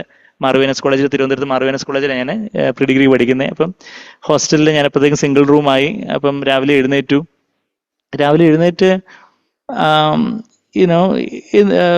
ഈ പോർഷൻസ് ഒക്കെ ഒന്ന് ബ്രഷപ്പ് ചെയ്യണമെന്നുണ്ട്. പക്ഷെ എന്തോ മനസ്സിന് വല്ലാതൊരു ശൂന്യത, എന്തോ ഒരു ഭാരം മാതിരി. എന്ത് ചെയ്യണമെന്ന് അറിയത്തില്ല. ഞാൻ മേശയ്ക്കരികിൽ ഇങ്ങനെ കസേരയിട്ടിരിക്കുക. സരസ്വതി ദേവിയുടെ, ഹിന്ദു ദേവതയുടെ ഒരു ഫോട്ടോ ഒക്കെ മേശയ്ക്ക് മുമ്പിലുണ്ട്. ഈ ജപിച്ച് കെട്ടിയ ഗണ്ടയുള്ള സ്വർണ്ണമാലയൊക്കെ കഴുത്തേ കിടപ്പുണ്ട്. അമൃതാനന്ദയുടെ പുസ്തകങ്ങളും ഭഗവത്ഗീതയും അതുപോലുള്ള സഹസ്രനാമങ്ങളും ഉള്ള നാമപുസ്തകങ്ങളൊക്കെ മേശയ്ക്ക് പുറത്തും മോശയ്ക്ക് ഉള്ളിലുമായിട്ടൊക്കെ ഉണ്ട്. പക്ഷെ അതിൻ്റെ കൂട്ടത്തിൽ ഞാനൊരു ബൈബിളും എൻ്റെ ഒരു ഫ്രണ്ടിനോട് ചോദിച്ച് സംഘടിപ്പിച്ച് വെച്ചിട്ടുണ്ടായിരുന്നു. ഞാൻ വചനങ്ങൾ പലതൊക്കെ എന്നെ ഇങ്ങനെ ആകർഷിക്കുന്നുണ്ടായിരുന്നു. അപ്പം ബൈബിളും എൻ്റെ മേശപ്പുറത്തുണ്ടായിരുന്നു, ഈ കാര്യങ്ങളും എല്ലാം ഉണ്ടായിരുന്നു. പെട്ടെന്ന് രാവിലെ ഒരു 6:15 സമയമായി. ആ സമയത്ത് അപ്പം എന്നെ സൃഷ്ടിച്ച ദൈവം, ആ ദൈവം പരിശുദ്ധനായിട്ടുള്ള ഒരു ദൈവമാണെന്നോ, ആ ദൈവത്തിന് മുമ്പാകെ ഞാൻ ഒന്നുമല്ല, ഞാനൊരു നീച പാപിയാണെന്നുള്ളൊരു ഉള്ളാലൊരു ബോധ്യം ഉണ്ടായി. ആ ദൈവത്തിന്റെ പരിശുദ്ധ, അത് ദൈവം ദൈവത്തിന്റെ ഒരു പരിശുദ്ധിയെക്കുറിച്ചൊരു ഉള്ളാലൊരു വെളിപ്പാട്. പെട്ടെന്ന് ഞാനൊരു I am just a wretched sinner, ഞാൻ ഒന്നുമല്ല എന്നുള്ളൊരു ബോധ്യം. അതുവരെ ഞാൻ വലിയ ആത്മീയനാണെന്നുള്ള ഭയങ്കര ഈ ആധ്യാത്മികമായിട്ടുള്ള പല കാര്യങ്ങളൊക്കെ എഴുതുകയും പറയുകയൊക്കെ ചെയ്യുന്നതുകൊണ്ട് വലിയൊരു ആത്മീയനാണെന്നുള്ളൊരു ചിന്തയായിരുന്നു. ദൈവത്തോട് വലിയ അടുത്തുള്ള ഒരാളാന്നുള്ളൊരു ഭാവമായിരുന്നു എനിക്കുണ്ടായിരുന്നത്. പക്ഷെ ആദ്യമായിട്ട് ഞാനൊരു പാപിയാണ്, ഞാനൊരു നീച പാപിയാണെന്നുള്ളൊരു ഉള്ളാലൊരു ബോധ്യം എനിക്ക് പെട്ടെന്ന് ബൈബിൾ എടുത്ത് തുറന്നു നോക്കണമെന്നൊരു ഉള്ളാലൊരു പ്രേരണ തോന്നി. ബൈബിൾ എടുത്ത് ഞാൻ തുറന്ന് എൻ്റെ കണ്ണുകൾ ഉടക്കുന്നത് എഹെസ്കേലും, മലയാളത്തിൽ നമ്മൾ എഹെസ്കേൽ എന്ന് പറയുമല്ലോ, ഇംഗ്ലീഷിൽ എസെക്കിയേൽ 36 അധ്യായത്തിന്റെ 25, 26, 27 വാക്യങ്ങൾ, ആ 3 വാക്യങ്ങളായിരുന്നു. അതിനകത്ത് നിങ്ങളത് തിരിക്കുന്നുണ്ടോ? എഹെസ്കേൽ 36ന്റെ 25, 26, 27 വാക്യങ്ങളിൽ ഞാൻ നിങ്ങളുടെ മേൽ ശുദ്ധജലം തെളിച്ച് ഞാൻ നിങ്ങളെ നിർമ്മലരാക്കും, നിങ്ങൾക്ക് ഞാൻ പുതിയൊരു ഹൃദയത്തെയും പുതിയൊരു ആത്മാവിനെയും നൽകുമെന്ന് അവിടെ പറയുന്നേ. നിങ്ങളുടെ സകല വിഗ്രഹങ്ങളിൽ നിന്ന്, സകല മലിനതകളിൽ നിന്ന് ഞാൻ നിങ്ങളെ നിർമ്മലീകരിക്കും. ഞാൻ നിങ്ങൾക്ക് 26ാമത്തെ വാക്യത്തിൽ ഞാൻ നിങ്ങൾക്ക് പുതിയൊരു ഹൃദയം തരും, പുതിയൊരു ആത്മാവിനെ നിങ്ങളുടെ ഉള്ളിലാക്കും, കല്ലായുള്ള ഹൃദയത്തെ മാറ്റി. എഹെസ്കേൽ 36ന്റെ 25, 26, 27 വാക്യങ്ങളാണ്. കല്ലായുള്ള ഹൃദയത്തെ ഞാൻ നിങ്ങളുടെ ജഡത്തിൽ നിന്ന് നീക്കി മാംസമായുള്ള ഹൃദയം നിങ്ങൾക്ക് തരും. എൻ്റെ ആത്മാവിനെ നിങ്ങളുടെ ഉള്ളിലാക്കി നിങ്ങൾ എൻ്റെ ചട്ടങ്ങളെ നടക്കുമാറാക്കും, നിങ്ങൾ എൻ്റെ വിധികളെ പ്രമാണിച്ച് അനുഷ്ഠിക്കും. ഈയൊരു വാക്യങ്ങള് ഞാൻ വായിക്കുകയും അതുവരെ ഞാൻ അനുഭവിച്ചിട്ടില്ലാത്ത വലിയൊരു സ്വർഗീയമായിട്ടുള്ളൊരു സന്തോഷത്തിന്റെ നദി വന്ന് എൻ്റെ ഹൃദയത്തിൽ നിറയുന്നൊരു അനുഭവമാണ്. അപ്പൊ ഞാൻ ഈ പറഞ്ഞു വരുന്നത് വെച്ചാൽ നിങ്ങൾ പലരും വീണ്ടും ജനനത്തിന്റെ ഒരു ഉറപ്പും കാര്യങ്ങളൊക്കെ ഉള്ളവരാ പലരും ഇവിടെ ഇരിക്കുന്നത്. ചില കുഞ്ഞുങ്ങളെങ്കിലും ഒരു പക്ഷേ പലതവണയൊക്കെ കർത്താവിനോടൊക്കെ പ്രാർത്ഥിച്ചിട്ടുണ്ട്. പക്ഷേ കർത്താവ് എന്നെ സ്വീകരിച്ചിട്ടുണ്ടോ, കാരണം ഞാൻ വീണ്ടും ജനിച്ചോ എന്നുള്ളൊരു ഉറപ്പ് അത്ര വേണ്ടുവണ്ണം ഇല്ലാതെ ഇരിക്കുന്ന കുഞ്ഞുങ്ങളും കാണും. പക്ഷെ നിങ്ങൾ കർത്താവിനോട് പ്രാർത്ഥിക്കുന്ന ഒരു പ്രാർത്ഥന എന്ന് പറഞ്ഞാൽ, കർത്താവ് ഞാൻ ഇപ്പൊ ഈ ക്യാമ്പിന്റെ ലാസ്റ്റ് ദിവസമാണ്, ഇവിടുന്ന് ഞാൻ എഴുന്നേറ്റ് പോകുന്നതിന് മുമ്പ് എനിക്ക് ഒരു ഉറപ്പ് തരണം, അവിടുന്ന് എന്നെ വീണ്ടും ജനനം ബോണഗീൻ ആണോ എന്ന് അങ്കിൾമാരും ആന്റിമാരും ഒക്കെ നാഴികയ്ക്ക് 40 വട്ടം ചോദിക്കുന്നുണ്ട്. എന്ത് പറയണമെന്ന് എനിക്ക് അറിയത്തില്ല, യെസ് പറയണോ നോ പറയണോ, ഞാനിങ്ങനെ ചിരിക്കും, അത് എന്ത് പറയണമെന്ന് അറിയത്തില്ല എന്നൊക്കെ പലപ്പോഴും യുവാക്കൾക്ക് അങ്ങനെയൊക്കെയുള്ളൊരു കൺഫ്യൂഷൻ കാണും. അതിന്റെ അഷുറൻസും ബാപ്റ്റിസും ഒക്കെ എടുത്തിട്ടുള്ള കുഞ്ഞുങ്ങളും ഉണ്ട്, എനിക്കറിയാം. പക്ഷെ ആരെങ്കിലും അഷുറൻസ് ആയിട്ട് ഇല്ലാത്തവരാണെങ്കിൽ നിങ്ങൾ ദൈവത്തിന് മുമ്പായിട്ട് നിങ്ങളെ തന്നെ ഒന്ന് ഓപ്പൺ അപ്പ് ചെയ്ത്, നമ്മൾ മുമ്പേ പറഞ്ഞതുപോലെ ആ വചനത്തിന് മുമ്പായിട്ട് നിങ്ങളെ തന്നെ ഒന്ന് താഴ്ത്തി, കർത്താവേ അവിടുത്തെ ആത്മാവിനെ എൻ്റെ ഉള്ളിലാക്കുമെന്നല്ലേ ഈ വചനത്തിൽ പറയുന്നത്. എൻ്റെ ഹൃദയത്തിൽ ദൈവം എന്നെ വീണ്ടും ജനിക്കുമാറാക്കിയ വചനം ഇതായിരുന്നു. അന്ന് മറ്റേ യെരമ്യാവ് 29:11 അന്ന് വായിച്ചു, കാര്യം കൊള്ളാന്ന് പറഞ്ഞ് ഞാനങ്ങ് പോന്നു. എന്നാൽ ദൈവം എന്നെ പിടിവിട്ടില്ല, കുറച്ചുകൂടെയൊക്കെ എന്ന് അടച്ചു കൊണ്ടുവന്ന് വീണ്ടും ജനനത്തിലേക്ക്, ദൈവമായിട്ടുള്ളൊരു നിത്യമായിട്ടുള്ള നിത്യമായിട്ടുള്ളൊരു സ്നേഹബന്ധത്തിലേക്ക് എന്നെ നടത്തിയ ഒരു വാക്യം. ഇത് വായിക്കുന്നത് അന്ന് 6:15 മണി സമയം, ഡിസംബർ മാസം 19-ാം തീയതി ഞായറാഴ്ച. ഞാൻ എപ്പോഴും സാക്ഷ്യത്തിൽ പറയുന്ന പോലെ അവിടെ മാർവേനസ് കോളേജിലെ സെന്റ് തോമസ് ഹോസ്റ്റലെ 214 റൂം നമ്പർ കുറച്ചു കാലം മുമ്പേ അടുത്ത ഉള്ള ഒരു മീറ്റിംഗ് പോകാൻ പറ്റിയായിരുന്നു. അപ്പൊ ഞാൻ അവിടെ വാർഡനോടൊക്കെ ഒന്ന് പെർമിഷൻ ചോദിച്ചു അവിടെ ഹോസ്റ്റലൊക്കെ പോയി ആ റൂമിന്റെ ഫോട്ടോയും കാര്യങ്ങളൊക്കെ ഒന്ന് എടുത്തു. ആ റൂമൊക്കെ അതുപോലെ തന്നെ ഉണ്ട്. അവിടെ വേറെ പിള്ളേരൊക്കെ സ്റ്റുഡൻസ് ഒക്കെ അവിടെ താമസിക്കുന്നുണ്ട്, അവിടെ തിരുവനന്തപുരത്ത് മാർവേനസ് കോളേജിലെ കാര്യം ഞാൻ പറയുന്നത്. ഞാൻ പറഞ്ഞു വരുന്നത് വെച്ചാൽ ദൈവം നമ്മളെ കണ്ടുമുട്ടും. സാങ്ക്വറി നമ്മൾ പലപ്പോഴും കേട്ടിട്ടുണ്ടായിരിക്കും. ബ്രദറിന്റെ ജീവിതത്തിൽ ഒരു അഷുറൻസ്, ഒരു ഉറപ്പ് നൽകിയ ഒരു വാക്യം, വീണ്ടും ജനത്തെ കുറിച്ച് ഉറപ്പ് നൽകിയ ഒരു വാക്യമായിട്ട് ബ്രദർ എപ്പോഴും പറയുന്നൊരു വാക്യം എന്താ, നിങ്ങൾക്ക് ഓർമ്മയുണ്ടോ? ഇതാ യോഹന്നാൻ 6:37, എൻ്റെ അടുക്കൽ വരുന്നവനെ ഞാൻ ഒരു നാളും തള്ളിക്കളയുകയില്ല, ഉപേക്ഷിക്കുകയില്ല എന്ന് കർത്താവ് പറയുന്നൊരു വാക്യം. വെച്ചാൽ ഏതൊരു വാക്യം ആവട്ടെ, ദൈവം നമുക്ക് ആ ഒരു അഷുറൻസ് തരും. കർത്താവിന്റെ അടുക്കിലേക്ക് വന്നു, അവിടെ നിന്ന് തള്ളിക്കളയത്തിൽ ഞാൻ വിശ്വസിക്കുന്നു. അങ്ങ് കർത്താവിനോട് അങ്ങ് പറയുക, കർത്താവ് എനിക്ക് അതിനൊരു അഷുറൻസ്, ഉറപ്പ്, ഞാൻ വീണ്ടും ജനിച്ചു എനിക്കൊരു ഉറപ്പ് തരണം. എനിക്കൊരു ഫാൾസ് അഷുറൻസ്, വെറുതെ അങ്ങ് തോന്നി അങ്ങനെ ആണോ എന്നുള്ളതല്ല, മറിച്ച് കർത്താവ് എനിക്കൊരു ഉറപ്പ് തരണം, ഒരു അഷുറൻസ്. ആ സമയത്ത് തന്നെയാണ് ദൈവം എന്നെ പരിശുദ്ധാത്മാവിനാലും നിറച്ചത്. ശരിക്കും പറഞ്ഞാൽ എൻ്റെ വീണ്ടും ജനനം പരിശുദ്ധാത്മാവിന്റെ നിറവും ആദ്യമായിട്ട് ഞാൻ അനുഭവിച്ച ഒരേ സമയത്ത് തന്നെയായിരുന്നു.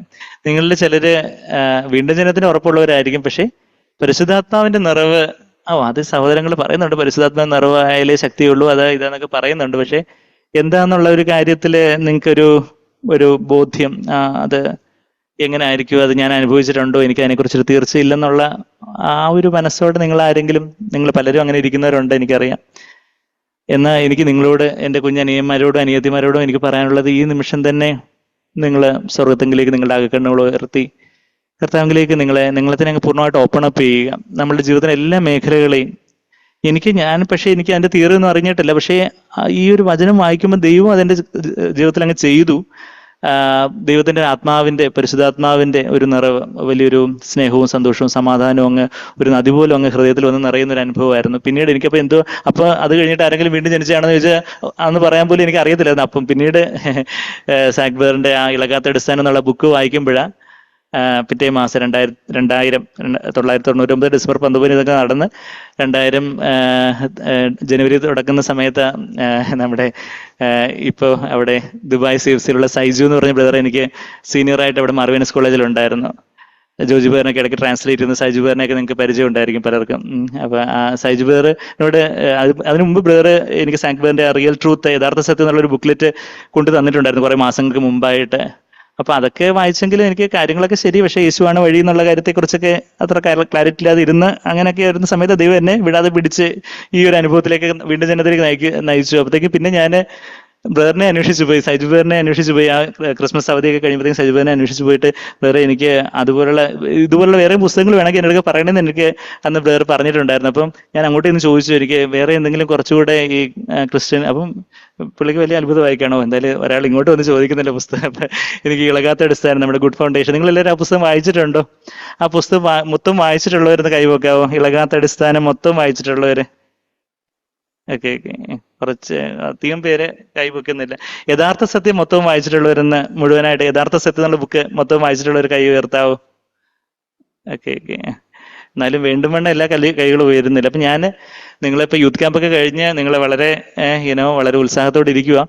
ഈ ഉത്സാഹം വിടുന്നതിന് മുമ്പേ നിങ്ങൾ യഥാർത്ഥ സത്യം, അത്ഭുത സത്യങ്ങൾ എന്ന് പറഞ്ഞ 2 ചെറിയ booklets, amazing facts, real truth, പിന്നെ അത് കഴിഞ്ഞിട്ട് അത് രണ്ടും വായിച്ചു കഴിഞ്ഞിട്ട് ഈ ഇളകാത്ത അടിസ്ഥാനം, പിന്നെ നോ യുവർ എനിമി, നിങ്ങളുടെ പ്രതിയോഗി അറിയുക. ഇതൊക്കെ പ്രാരംഭമായിട്ട് നമ്മൾ ആ അടിസ്ഥാനപരമായിട്ടുള്ള സത്യങ്ങൾ നിങ്ങൾ ഇന്ന് ഈ ദിവസങ്ങളിൽ കേട്ട കാര്യങ്ങളൊക്കെ നിങ്ങൾ ഹൃദയത്തിൽ കുറച്ചുകൂടെ കാര്യങ്ങളൊക്കെ ഒന്ന് അരക്കിട്ട് ഉറപ്പിക്കുന്ന രീതിയിൽ കാര്യങ്ങൾ വ്യക്തതയോടെ സിമ്പിളായിട്ട് നമുക്ക് മനസ്സിലാവും. നമ്മുടെ മലയാളത്തിലും ഇംഗ്ലീഷിലും സിമ്പിളായിട്ട്, സാക്ബറിന്റെ ഇംഗ്ലീഷിന് എത്ര സിമ്പിളാണെന്ന് നിങ്ങൾക്ക് വായിച്ചാൽ മനസ്സിലാവും. ഒരു എന്തിനാ പറയുന്നത്, ഒരു 4-5 ക്ലാസ് പഠിക്കുന്ന ആൾക്ക് പോലും വായിച്ചാൽ മനസ്സിലാവുന്ന തരത്തിൽ സിമ്പിൾ ഇംഗ്ലീഷിലാണ് ബ്രദർ എഴുതുന്നത്. അതുപോലെ എല്ലാവർക്കും മനസ്സിലാവാൻ വേണ്ടി അത് നിങ്ങൾ വായിക്കണമെന്ന് ഞാൻ നിങ്ങളോട് സ്നേഹത്തോടെ ഉദ്ബോധിപ്പിക്കുകയാണ്. ഓക്കെ. അപ്പൊ അത് പതുക്കെ ആയിട്ട് വായിക്കണം. ചിലര് ഒത്തിരി നാളായിട്ട് ഇങ്ങനെ പുസ്തകം വായിച്ചുകൊണ്ടിരിക്കുന്നവരുണ്ട്, അതുകൊണ്ട് പേജും അറിയാത്തവരുണ്ട്, എനിക്കറിയാം. അപ്പൊ അത് പതുക്കെ വായിക്കണം. അപ്പൊ ഞാൻ പറഞ്ഞു വരുന്ന വെച്ചാൽ ഈ 2000 ജനുവരി ആ സമയത്ത് അപ്പോഴാണ് ഈ പുസ്തകം എൻ്റെ കയ്യിൽ കിട്ടുന്നതും ഞാനത് വായിക്കുകയൊക്കെ ചെയ്യുമ്പോഴാണ് അതിനകത്ത് മാനസാന്തരത്തെക്കുറിച്ചും വീണ്ടും ജനത്തിന്റെ കാര്യങ്ങളെക്കുറിച്ചൊക്കെ പറയുമ്പോഴാണ്, അത് വായിക്കുമ്പോഴാണ് ഇതാണല്ലോ എനിക്ക് അന്ന് നടന്നത്, ഇതാണല്ലോ അന്ത കാര്യം എന്നുള്ളൊരു കാര്യം കത്തുന്നതും.